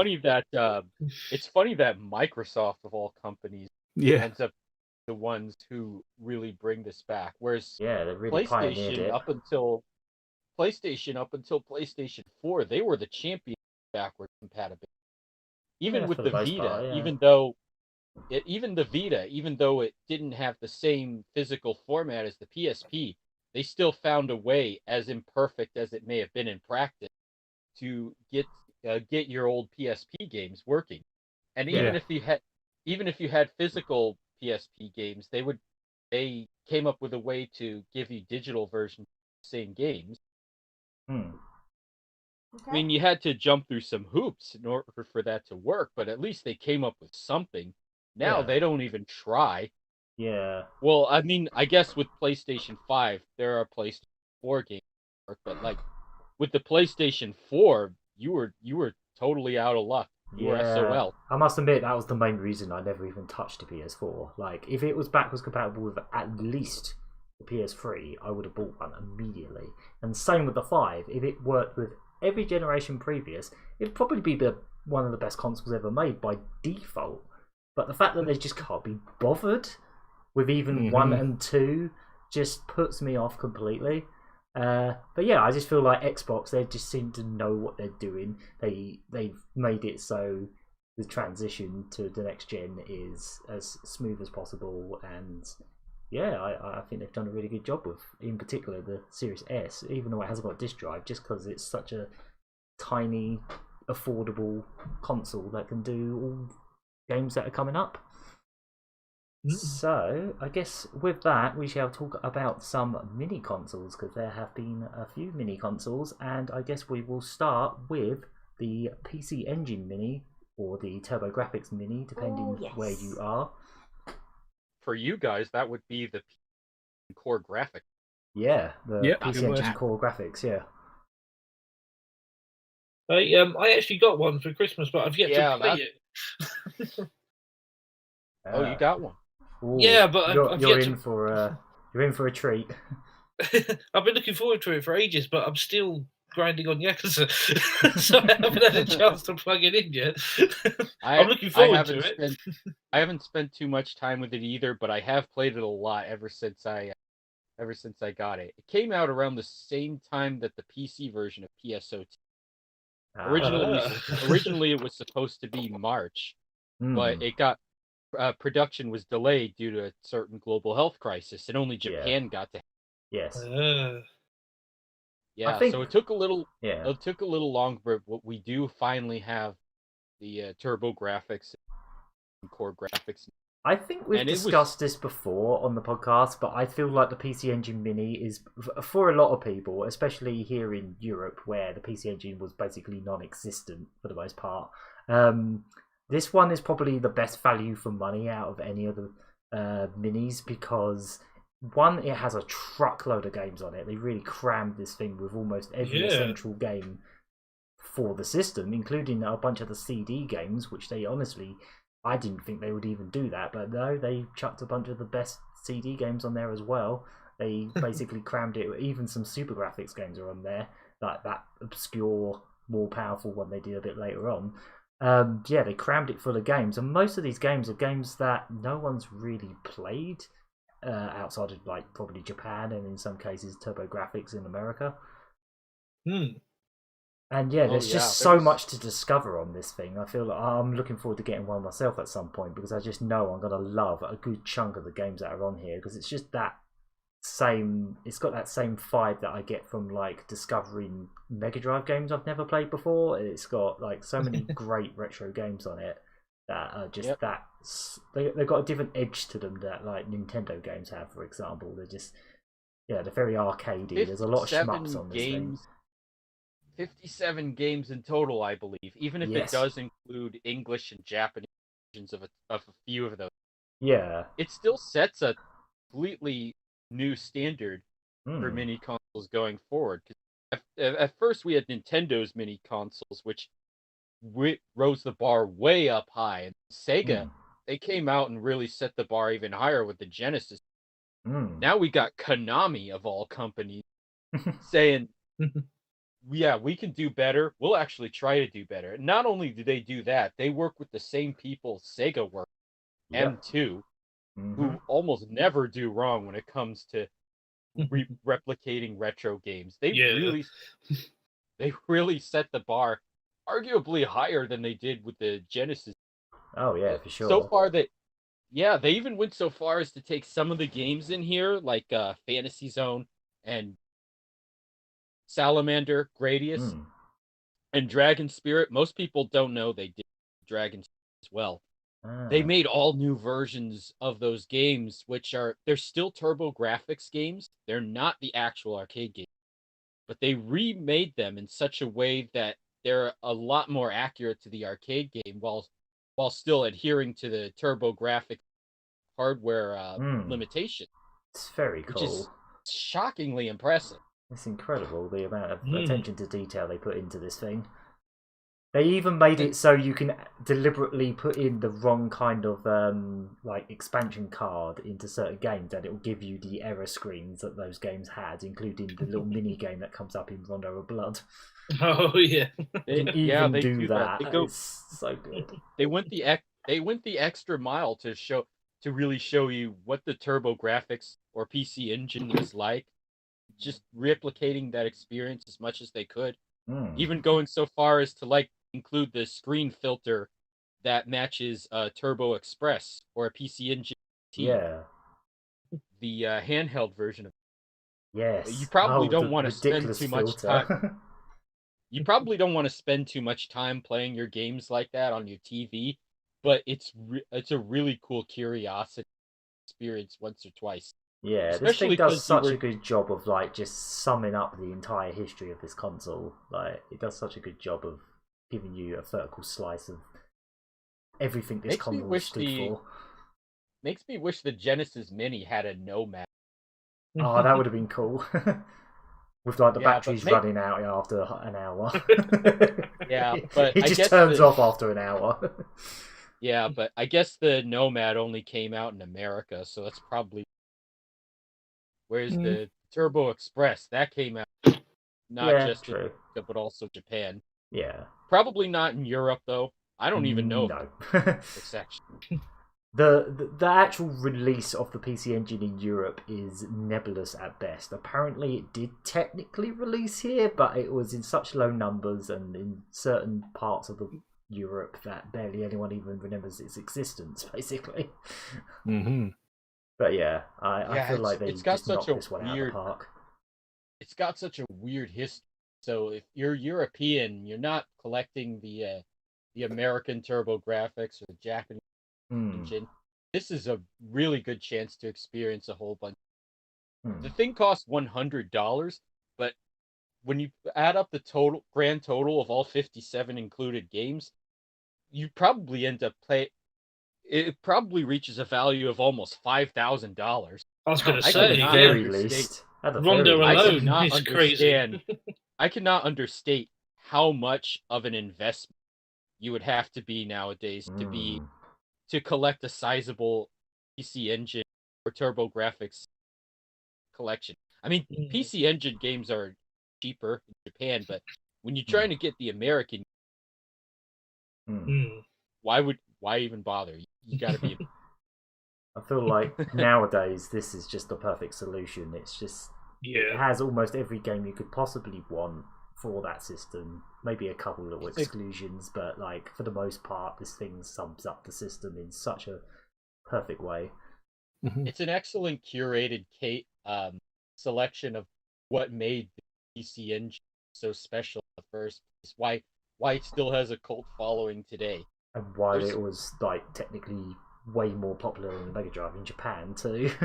It gives you a good gist of that. It's like there's so many arcade ports on this thing. You're like, oh, why didn't the Mega Drive get that? And you know why? Because it was just so much more popular there. You know, it's got loads of Namco stuff and that. Yeah, of course, this is still a mini console, so it's not entirely perfect. There is, I mentioned this before. It still has some input lag to it. I personally think people overstate how much the input lag is, because you know how snobs are. They're just gonna hate this anyway.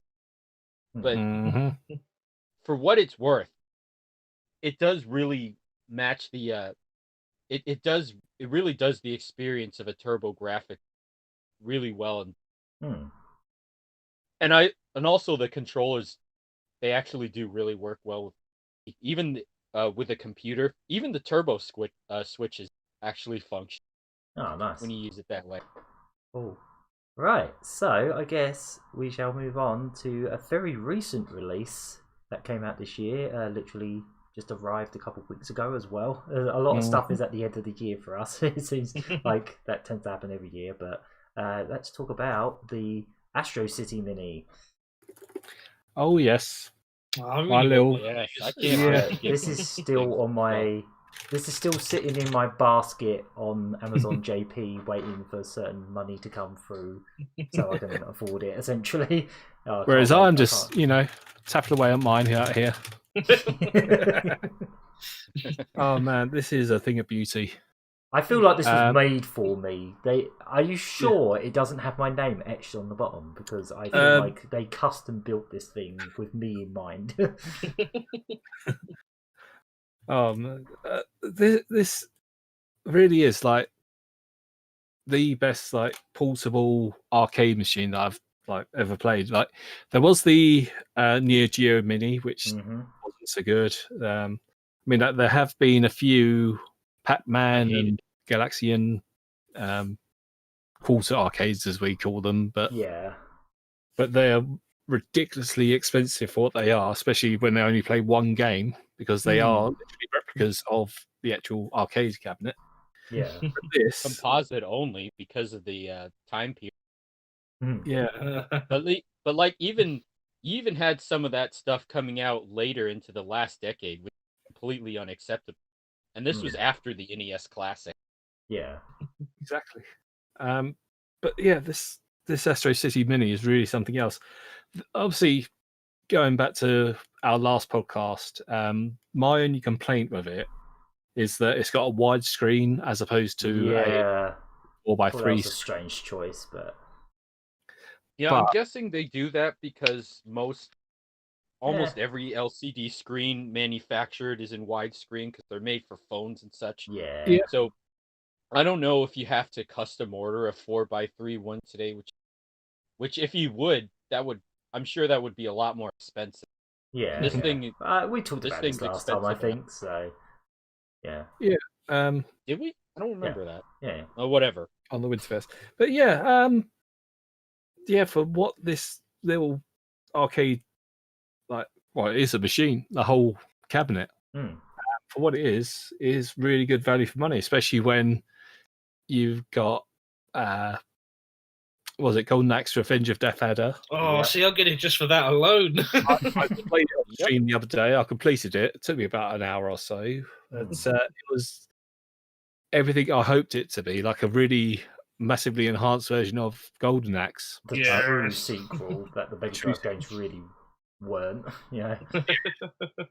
But how many games are on this thing? I think it's 37, I think. Trying to see the box. Yeah, I think it's about something like that. Nice. But they've done a really good job of just putting. Obviously, it's not the perfect collection of Sega arcade games, but they've done a really good job of putting some really obscure stuff on here that has never been officially released outside of their original arcade releases. So obviously, there's Death Adder, there's Dark Edge, there's the arcade versions of eSWAT and Shadow Dancer, which have never been ported outside of some crappy old home computer versions. You've got the arcade version of Virtua Fighter on here, which, again, we've never actually had a port anywhere outside of, the Saturn port and 32X port and all that kind of stuff. But we never had like a one-to-one arcade port. We've never even had a port of the Saturn game. We had nothing of the original Virtua Fighter. Ever since the Saturn. Yeah, and from what I've seen, or what you've said, Hunk Thunder, the controls, like the buttons and the stick, are just brilliant. Yeah.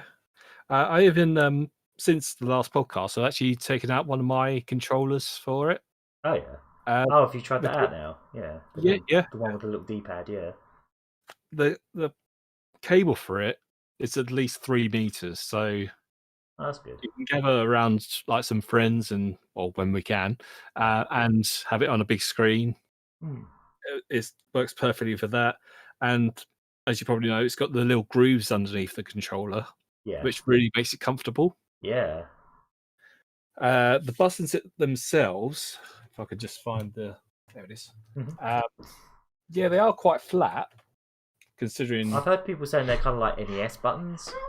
Yeah, they are pretty much. They are the same size. They have got the concave sort of groove, as it were. But the D-pad is easily like the best part of it, because it reminds me of the original Mega Drive D-pads, where it's sort of nice. It's a bit floaty on top. One of the best D-pads. But you can rock it from left to right, up and down, all over the place, and it just feels right.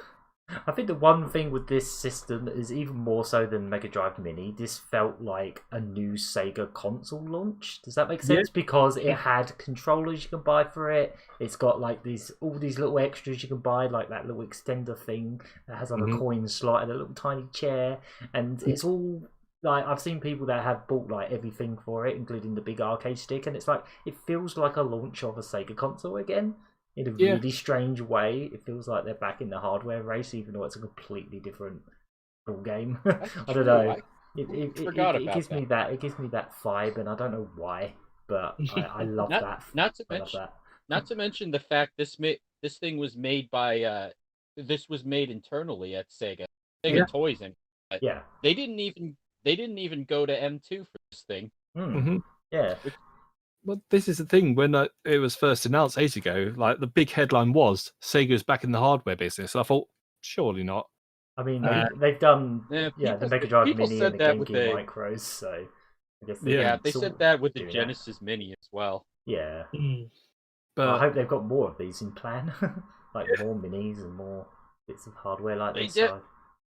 I know they definitely got more minis. I wouldn't expect a Dreamcast Mini, even though the director of the maybe one day Genesis Mini said he was considering that. Yeah. I mean, if he finds a way, great. Maybe one day. I do. When the technology's there. I really am interested in what they do have. They got the Astro City Minis. Even if they can't do Saturn or Dreamcast, I'm sure wherever they go is from there is going to be very shocking. Yeah, I mean, this was definitely one of the shock announcements of the year for me. When they revealed this thing, I was like, no way. This is their next mini. I can't believe it. I love it. Like, it's literally the last thing I would have thought they would do, and yet they did it. This is why I love Sega sometimes. They just do things that no one else would even dare to. It's the main reason why I dashed for a pre-order for my one. Murry Curry and AnimatedAF and obviously CherryT will know all about this. Our local arcade is called Astro City because it's named after the Astro City cabinet. Yes, they have a. They have several. So I thought it meant so much to me, makes so much sense to me that I had to pre-order it and get one imported over here. So yeah, I'm glad I did, and it is definitely the best mini I've ever got. Yeah, I can't wait to grab one. Yeah, I do want to get one eventually. I just hope they're still going to be available when I do. Yeah, and I guess you could say that Sega once again set the standard for mini consoles after Konami beat them to the punch with the TurboGrafx. Yeah. And then, we've got Capcom coming out with their thing. True Station. Their retro station. They're not going to be overtaking Astro City anytime. Let's just say that. Right. You think mini consoles would be a no-brainer by now? Yeah. Right. Well, we've got one last piece of hardware that we want to feature. Obviously, we can't really talk about the PlayStation 5 because none of us got it, so that's off the cards. Sorry, sods. But we can talk about. We can talk about the Raspberry Pi 400, and I must admit, as soon as I saw this thing, I was like, this is great. They're making microcomputers again. This is like the modern equivalent of an Amiga 500, and they straight up said that themselves. I gotta admit, as soon as you brought up that this is an Amiga thing, I instantly got in. Because my family actually had an Amiga when I was a baby. Oh, nice. I didn't get. Yeah, we did. We did have one. It's actually still in my room at my parents' house under my bed. Get that thing booted back up and try and get some stuff for it if it still works. Yeah, I'd like to, but I was a baby back then, so of course I couldn't really experience it much before they replaced it with a Windows 95 PC. But I was always fascinated by I always wanted to try some Amiga games. So so the Raspberry Pi thing, the 400 was it? Yes. Yep. Sounds like if there's a way to emulate Amiga on that, which there probably is. There definitely is. Sounds like the perfect way to go about it. I don't condone emulation, but I've done it already. Oh, you've done it already. Awesome. Yeah, I've got the entire Amiga 600 and 1200 collection. Game library? What, the whole TOSEC? Oh my God, how many games is that? They're still making games for that thing to this day, aren't they? Yeah. It's some indie enthusiast. Oh, yeah. But basically, the Raspberry Pi 400 it's exactly a Raspberry Pi, just like what they've been selling for years and years. But this one has been put into a lovely little keyboard. You can plug a mouse into it. You can hook it up to any HDMI TV or monitor, and it just looks so nice. I mean, you've got one, haven't you, Hunk Thunder? Yeah, mine's again sitting right next to my Astro City Mini in front of me. It's just the most versatile computer out there. So I love it. Yeah, definitely going to be getting one at some point because these are actually incredibly affordable as well. They're like just under £100 if I remember rightly for the complete set. Yeah, well, this is the thing. It comes in two sort of sets, as it were. One just being the keyboard and obviously all the internals itself. Or you could pay another £30 or so, and you get the USB-C power adapter, a mouse, an official mouse at that, and also a book that tells you how to code with the Raspberry Pi 400 or Raspberry Pi. Yeah, because one of their markets for this thing is educational out, right? Yeah, schools, yeah. Which I think is perfect for that. Yeah, this is something for the 21st century, I'd say. Like all kids from now probably will be using. I don't know how long there will be a successor to the Pi 400, but yeah. Schools are starting to, including schools here in America, they're starting to implement more coding classes now, which I wish they had when I was. Well, this is the thing. I don't want to show off my age right here, but when I was younger, the BBC, as in the British Broadcasting Corporation, the big people on the telly, they actually provided schools with their own computer called the BBC Micro. And yeah, kids can program everything using BASIC. And unfortunately, my school didn't have like that sort of class, but they had the computers in them. And there was me and a few other guys just messing around with the computers, and we eventually made our own program at the age of 6 or something. But yeah, fast forward to 2020, BBC are now commissioning again. It's sort of like similar to the Pi 4, but they call it the microbit, and basically it's a computer for everyone. Yeah, nice. So I feel like we're coming back to this microcomputer.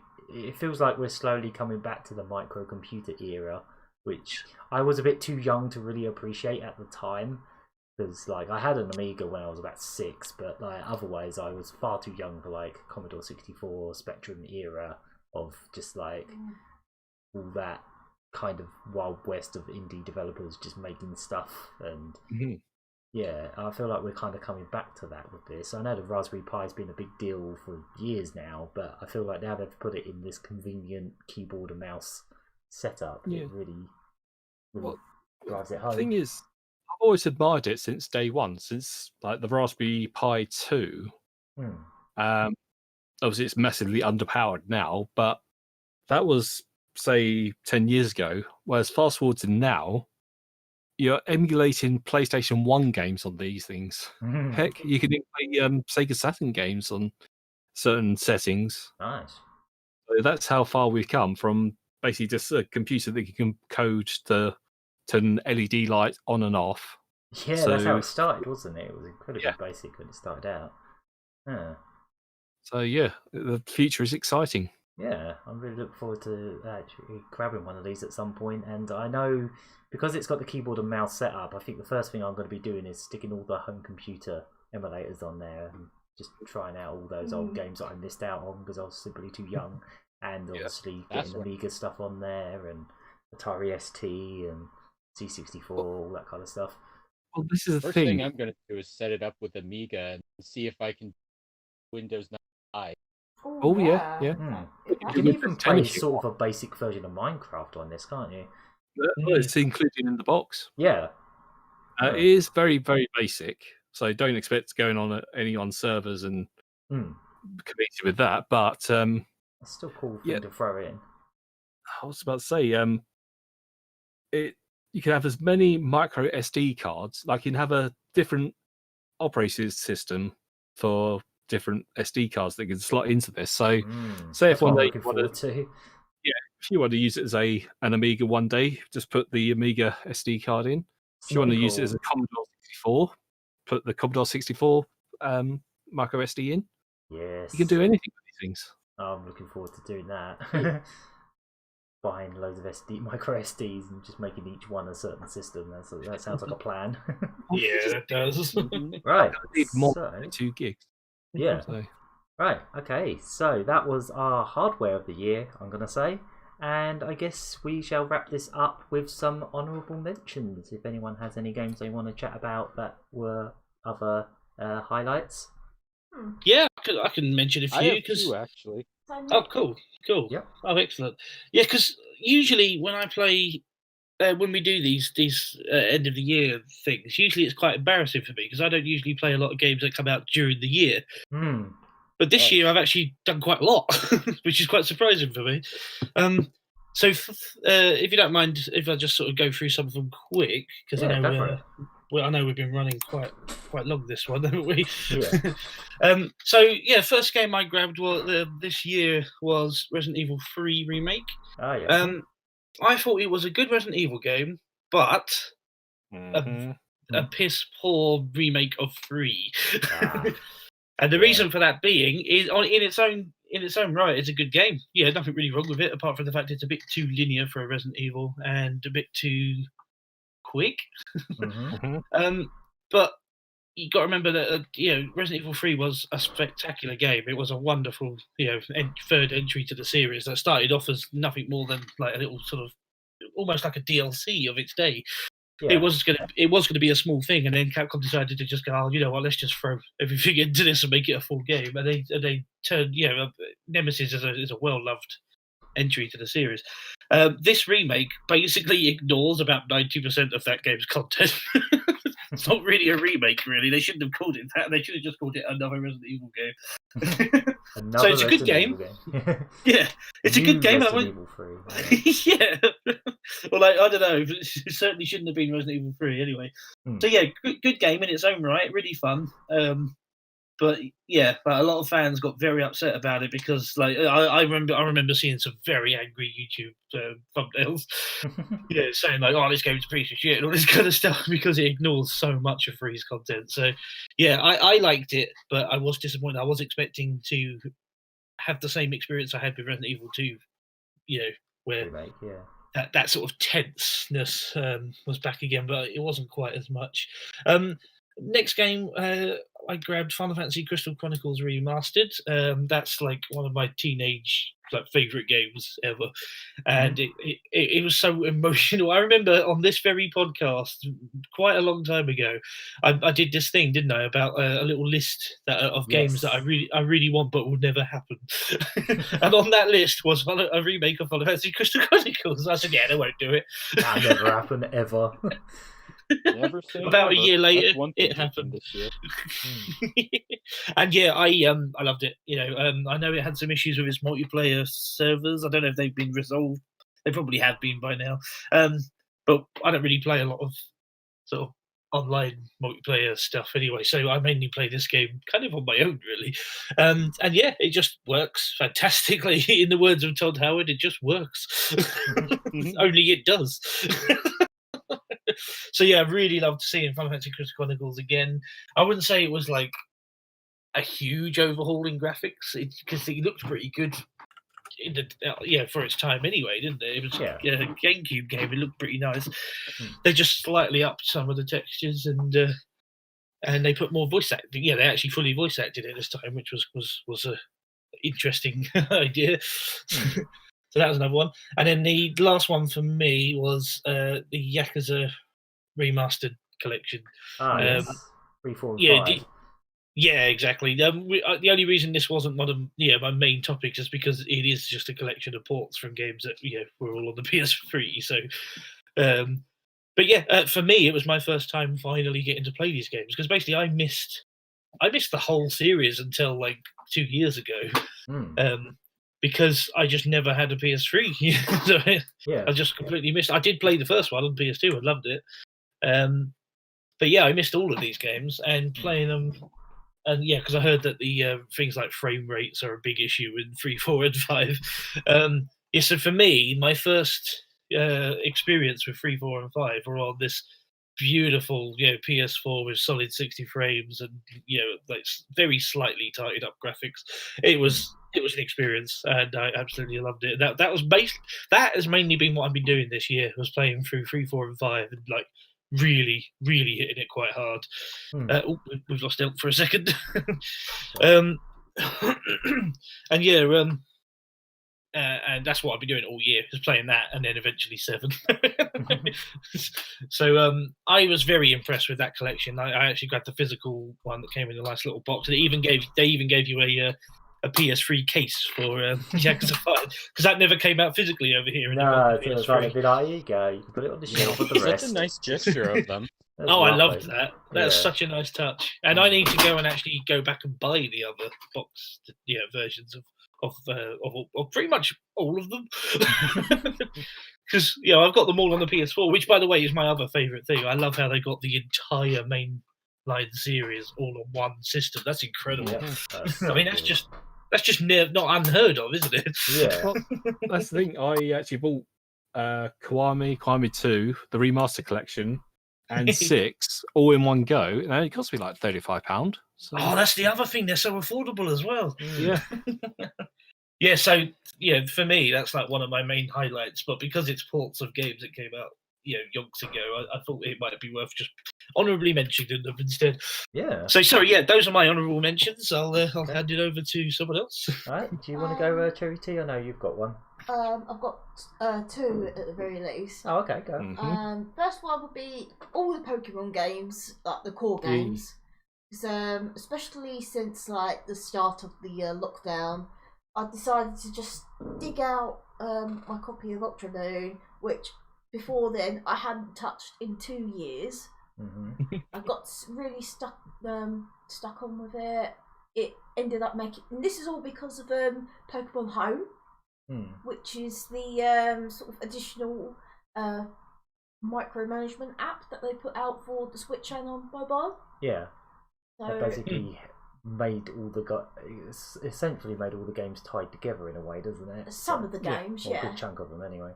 Like it's tied Sword with like Sun, Moon, and I think it ties it in with Pokemon Bank, especially. Yeah. So kind of in the same way that Murry Curry's been catching up with loads of Yakuza games this year, I think this year's been, for you, a good chunk of it's been catching up with a lot of the mainline Pokemon games, hasn't it? Yeah. And then and then my second honourable mention, I know we talked about how I felt about this game like the past couple of weeks, but it would be the 30th anniversary edition of the very first Fire Emblem. Ah, yes. On the NES. Yes. Now, that only got announced about a couple months ago, so it was a really nice surprise. Because for quite a long time, I have wanted to try Fire Emblem like from the absolute beginning. And then before then, it was like a sort of fan translation. Yeah. So not everything like quite matches up to what came out now, but I was really pleasantly surprised by how much I got on with it. Yeah, you're still ploughing through it now, aren't you? Yeah. You're really enjoying it. Yeah. Here's hoping we can see more.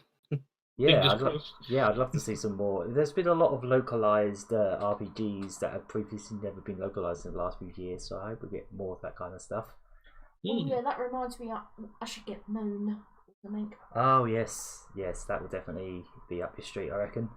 I guess I'll go through mine next, and I guess the first one I'll point out is actually a NES game that I played for the first time this year, a bit like CherryT with Fire Emblem.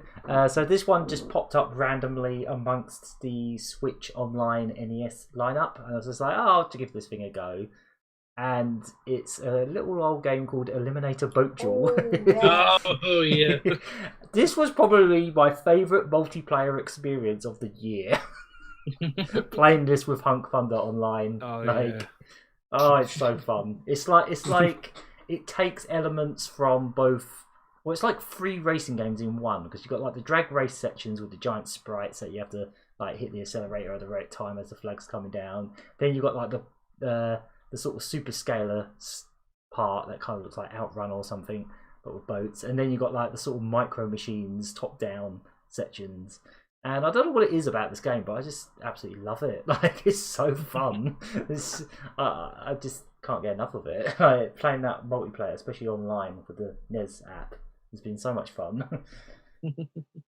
I definitely like how they made quite a cinematic game for considering the hardware. Yeah. Yeah, you'll probably notice the music from that game was in the montage at the start of the podcast, because it's just got such funky music. I especially love that blues. Right, I guess a couple other honourable mentions. I will throw in Panzer Dragoon Remake, because it is a remake of Panzer Dragoon, and I love Panzer Dragoon. It's not a perfect remake by any means. Like, it feels a bit budgety in the same way that Shenmue 3 feels a little bit budgety, but not in a bad way, if that makes sense. Like, it is a one-to-one remake of Panzer Dragoon. They obviously had to patch it a little bit to because there was a couple issues with it when it first came out, but I got the limited run cartridge of it, which had the patch already on the cartridge. And I feel like this game probably deserves to be played on more powerful hardware, because the Switch version only runs at a top in 30 frames per second, which is still double what the Saturn version did. But I don't know, I've always loved Panzer Dragoon, the soundtrack and the atmosphere, and the gameplay is kind of like secondary to just the whole atmosphere and aesthetic of Panzer Dragoon, and I think they did a pretty decent, good job with that. So that's on my honourable mentions. And I guess my last honourable mention, this is very recent because I literally got this on Christmas Day, is 51 Worldwide Games. I have still barely even played all the games on this yet, but I literally, like, the first game I tried was that one where it's like you're literally just drawing lines on a bit of paper. Yeah. I got addicted to that, like, immediately, playing that against the computer. Oh yeah, that one looks quite fun. That one is so fun. I don't know why. I've never even heard of this game before. It was just like lines and boxes or something, but just from that, just from the word go, this whole collection just makes me think of like the casual first party Wii era all over again. Like, it's got that charm to it. It's yeah, there's so much stuff on here as well, and they do quite a good job of, like, for example, with because I know the main reason Murry Curry and 5CM Prince gifted me this game was to get us into Mahjong. I know what you were doing. I know what this is. Damn, we've been caught. we've been wronged. We've taken your piece. But yeah, this game does a pretty damn good job of sort of trying to tutorialize you through what the rules are, and it does actually, like, I do actually have a rough idea how it works now to some extent. I still need to play more of it, but yeah, this collection's just got so much stuff on it. I absolutely love the darts on it with motion controls. Oh yeah, the billiards is really fun. The bowling's pretty good, but I still kind of prefer Wii bowling. I don't know why. It's just something slightly different about this one. Oh, it's too realistic. Yes, actually, yeah. Wii bowling's just... nothing can top that. No, I don't think anything ever will. But the darts and the billiards are really fun. There's also... Do you know what? I've yet to actually play my coffee yet. Again, it's just Yakuza's been taking over everything.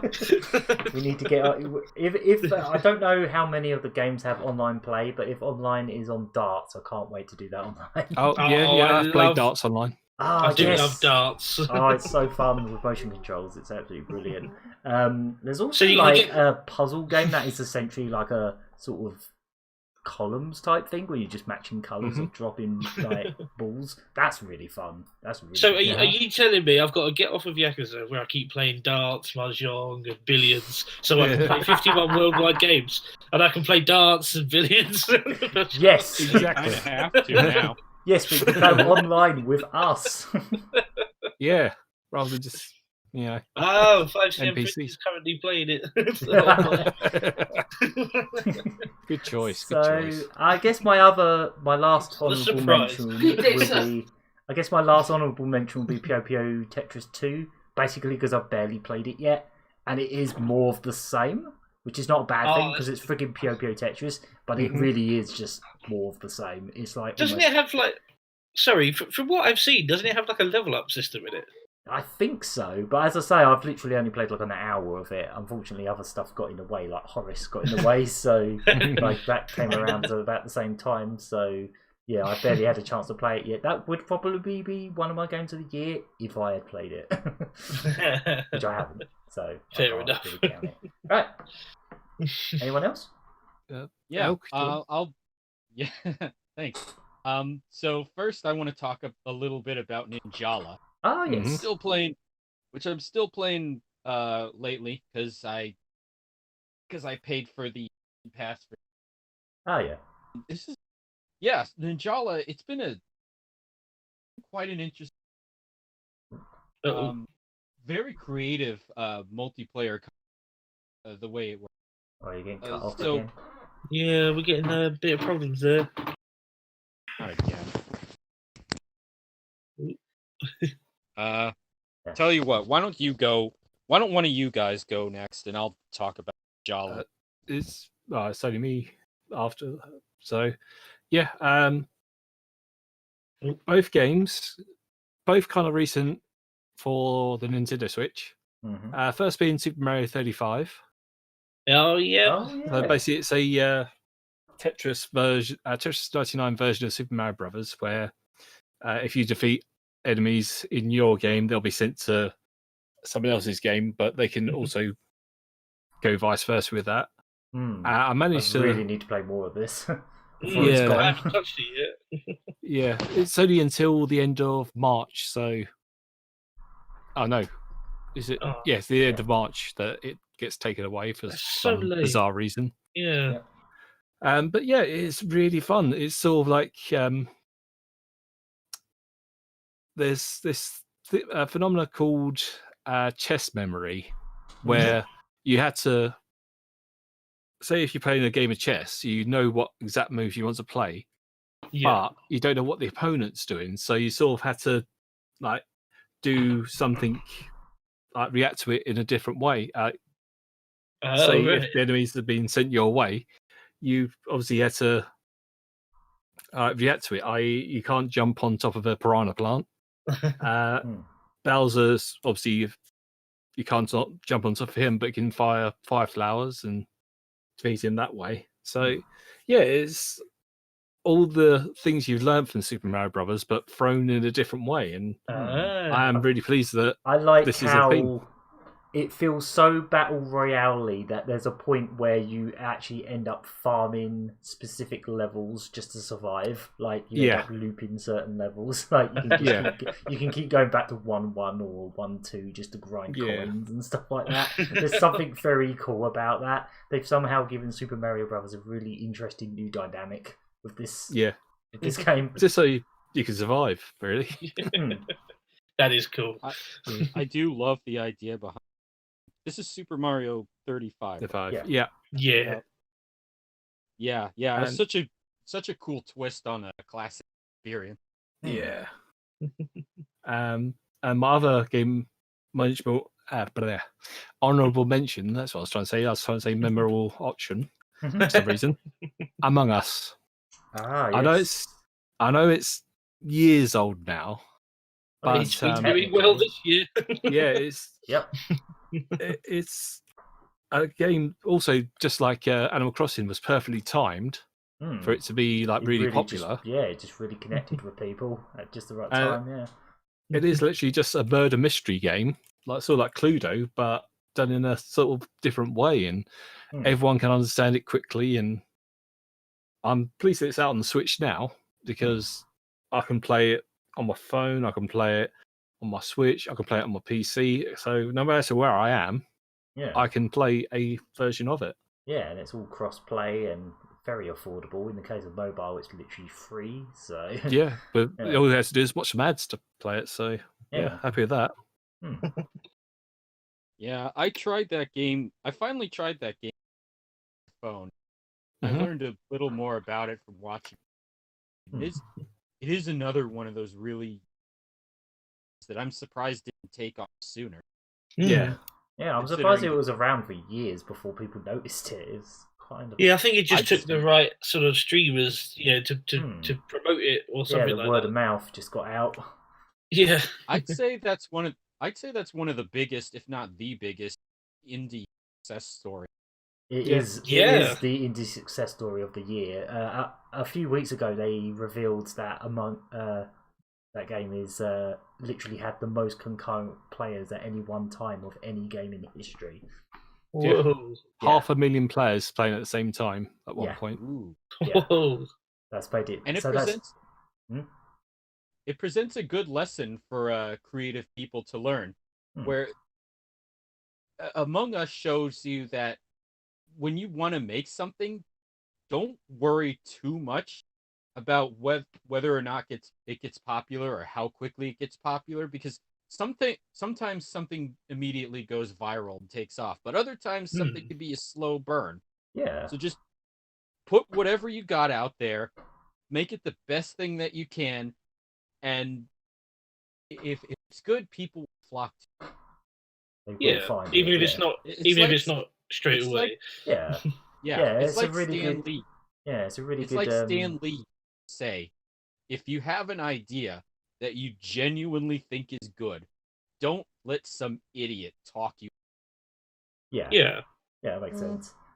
And it's really encouraging for indie developers as well, because I'm sure they feel like if their game isn't an instant success, as soon as they release it, then they've failed. But no, this shows that games can have a second wind and just be discovered. Mm-hmm. It can happen to anyone. It's discouraging, but you got to remain positive the whole time. Yeah. I just find it funny that when the game first came out, they had maybe 3 or 4 people a month playing it, and then all of a sudden, it's the most popular game in the world. Yeah, it's really quite cool to see, to be honest. Did you want to talk about Ninjala, Elk? Yes, I'll talk about Ninjala. Mm-hmm. So, I know maybe it's not the most popular multiplayer game right now. I know it definitely suffered from having an awful beta test, 2 awful tests. You really gave people a bad impression. Stable. It's certainly gotten a lot better since then through updates, but the experience, I love the experience for the same reasons I fell in love with Toon in the first. It has the same youthful urban energy, which I always see off. But in doing so, this is another one of those games where it came up with a completely unique idea for the combat. At first, it's going to seem a little stiff. It's very stiff. It's very weird. Not what you think of when you think of a game that sets you in the role of a ninja. But I do like how deceptively deep. I talked about this before, where using whatever's presented you can all come up with all kinds of tactics in battle. And that has consistently helped me out quite a lot. It's gotten to the point where even if you do find yourself locked in rock, paper, scissors type of tug of war with someone, I found myself able to somehow predict what move the other character. So it's weird. Maybe it's just me being in the zone, but I do really love a game. And plus they've added some new maps. Oh, good. They actually added a featured mode. Unfortunately, no longer. Where you have a few players playing as a beast who are supposed to do the other players who are trying to escape. And you gain points if you're not a monster for as long as you're able to evade them. And you gain even more if you just find somewhere to hide, pull that off. So they're going to do more events like that occasionally, more featured events where they come up with certain rules and it's only there for a limited. Plus, it has some exclusive items. Yeah, including at one point Sonic the Hedgehog stuff. Yeah, they had Sonic the Hedgehog stuff in there. They had Kiari Pamu Pamu for a while. Oh, Now yeah. they have Puzzle and Dragon stuff because Gung Ho Entertainment, who makes Ninjala, also makes Puzzle and Dragon, which I completely forgot. That was.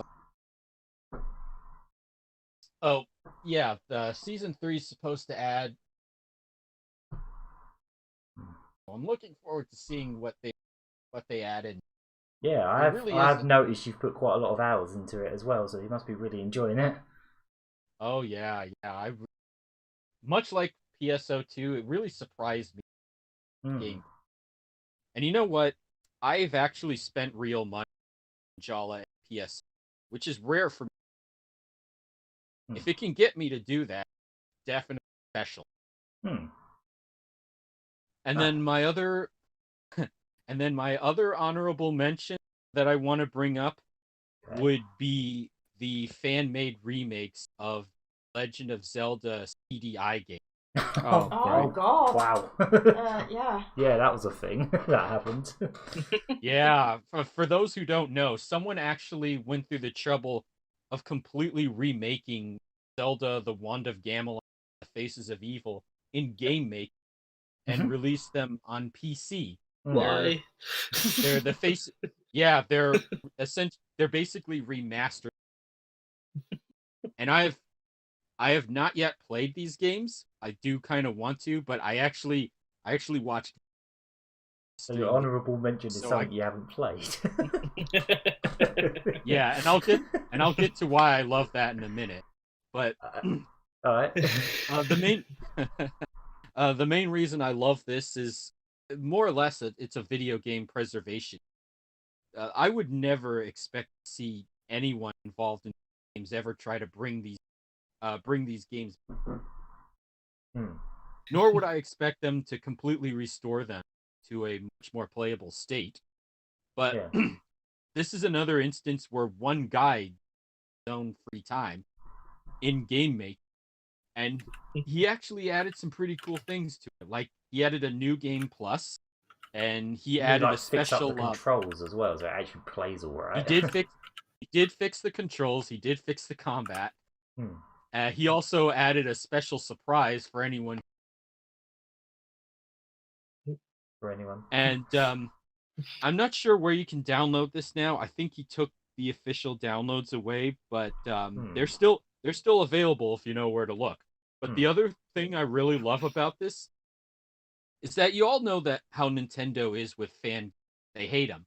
Yeah. Anytime they notice, they'll C and D it immediately. They're not seeing D'ing this game. You know why? Because if they do, they have to admit that those games really existed and that they actually signed off to have them made in the first place. Yep. It's such a... Yeah, I see where you're coming. Yep. It's fantastic.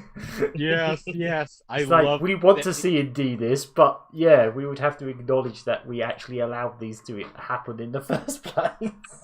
It's the most hilarious punk rock loophole I've seen. It really is. While. Yep. So yeah. For that reason alone, and just for the fact that they're more playable than they used to, I really do want to try it out. Just for laughs. Just for that loophole alone, it's worth putting on as an honourable mention, is what you're saying. That's pretty good. Pretty much, yeah. That's pretty good. Not to mention the fact that he made the game a lot more playable. I mean, it's still Faces of Evil and Wand of Games. They're still bad games. Don't get me wrong. But if you really wanted to experience those games out of curiosity, there's never been a better time. This is the Rayman Redemption of Zelda? Yeah. CDI Zelda. Not very even... specific niche. Yeah. The Rayman Redemption is a very, very specific niche. This isn't like a fan mod of, say, A Link to the Past or Ocarina of Time. Yeah, that's because those games don't need... CDI games. The games that Nintendo wants you to get about. Yep. That's hilarious. Right, I think with that, I think we should wrap this one up because this has been a long one. I had a feeling it would be. That's why I decided we probably shouldn't do news of what we've been playing because otherwise it would go on forever. But yeah, that's our. It's been a that's while our. since we had a podcast this long, so that was definitely good. I mean, this is a special Not one, that so much. I'm going to allow it. Not that we had a lot of news. Nah, true. There hasn't been a lot. This was obviously Christmas. Everyone's at home, so yeah. At least it should be. That was our games and our games hardware of 2020. I completely forgot to mention my hardware of the year. It's the Mega EverDrive Pro. It came out this year. Oh yeah, It plays NES games, kind of. Except for Eliminator Boat Duel. Yeah. But other than that, yeah, you can have some fun with it. I got a Mega EverDrive Pro too. That's cool. The fact that you can play Mega CD games without a Mega CD is just magical. The first time you try it and how fast the games load off the cartridge as well. It's like, yes. Yeah. The Mega Drive just gets stronger and stronger with each release. I just hope one day they can make one that can do 32X games without 32X. Then it will be perfect. Then it will be the best thing ever made. And I can finally chuck the 32X in the sea. Not to mention, this opens the door for fan-made mods for Genesis games where they add in CD quality audio. Yes. So I really got to start with that. If I can, I'm gonna make one with Vector Man. No, I'm gonna make two with Vector Man. with the CD two music, soundtracks. Yeah. Yeah, one is the Sega Tunes CD, but there's also a really cool cover album someone while ago. Oh yes. I want to put that in the. There's that CD that came with some copies of Comic Zone in Europe as well that you could probably implement. Yeah, that's the Sega Tunes. Mm. I have that. I have the whole that. Sega Tunes collection. Oh, nice. I know someone's already done that with Tojo Manel Funkatron, if I remember rightly. But Panic on Funkatron. Yeah. Right. So yeah, that's my hardware of the year. I literally only got it like a week ago, but I'm gonna throw that out there. But then I also only got Horace like 10 days ago, so we'll go with that. And I got Panzer Dragoon Remake last week at the same time as Streets of 4. Yeah, I didn't. Most of this stuff was like last minute. But yeah, right. That's been the Lucky Hit podcast number 97. Our Games of 2020 special. Now 2020 can F off. Officially. Yes. Yeah, we've only got a couple more Send days. It to hell. Couple more days and it's gone for good. I'm going to have to live stream and count those last minutes down. Yep. Oh, there'll be the live stream. Don't worry. And then it will go to 32nd of December. December 32nd, 2020. Yep. It'd be smart, Smart 2020. Smart. Smart. That was a smart weather. Smart. We're just going to make up months now. The Simpsons, I did it with The Simpsons, though. 13th day of the 13th month. Yeah. December 32nd will be Love Day. Right. So, I have been AnimatedAF. I've been CherryT. I've been Murry Curry. I've been Hunk Thunder. And we shall see you another time, probably in the future of... Sorry, I thought... Oh. Yeah. Sorry. And I'm Big Elk, and 2020 can kiss my ass. If you love 20, and if you love 2020, then I hate you too. I don't think anyone could even remotely love 2020. Let's be honest. No. But at least it gave us Streets of Rage 4. Yay! And Horace. And Horace. On the Switch. Technically. On the Switch, anyway. Yeah. Anyway, we will see you again in the new year. Yeah. Mm-hmm. So we will Cheerio. see you later. Hopefully with less technical issues on my end. Yeah, we'll see. Fingers crossed. Touchy bye. Right, so we will see you later. Bye. Ta-ra. Godspeed, every single one. One and all. Bollocks to 2020.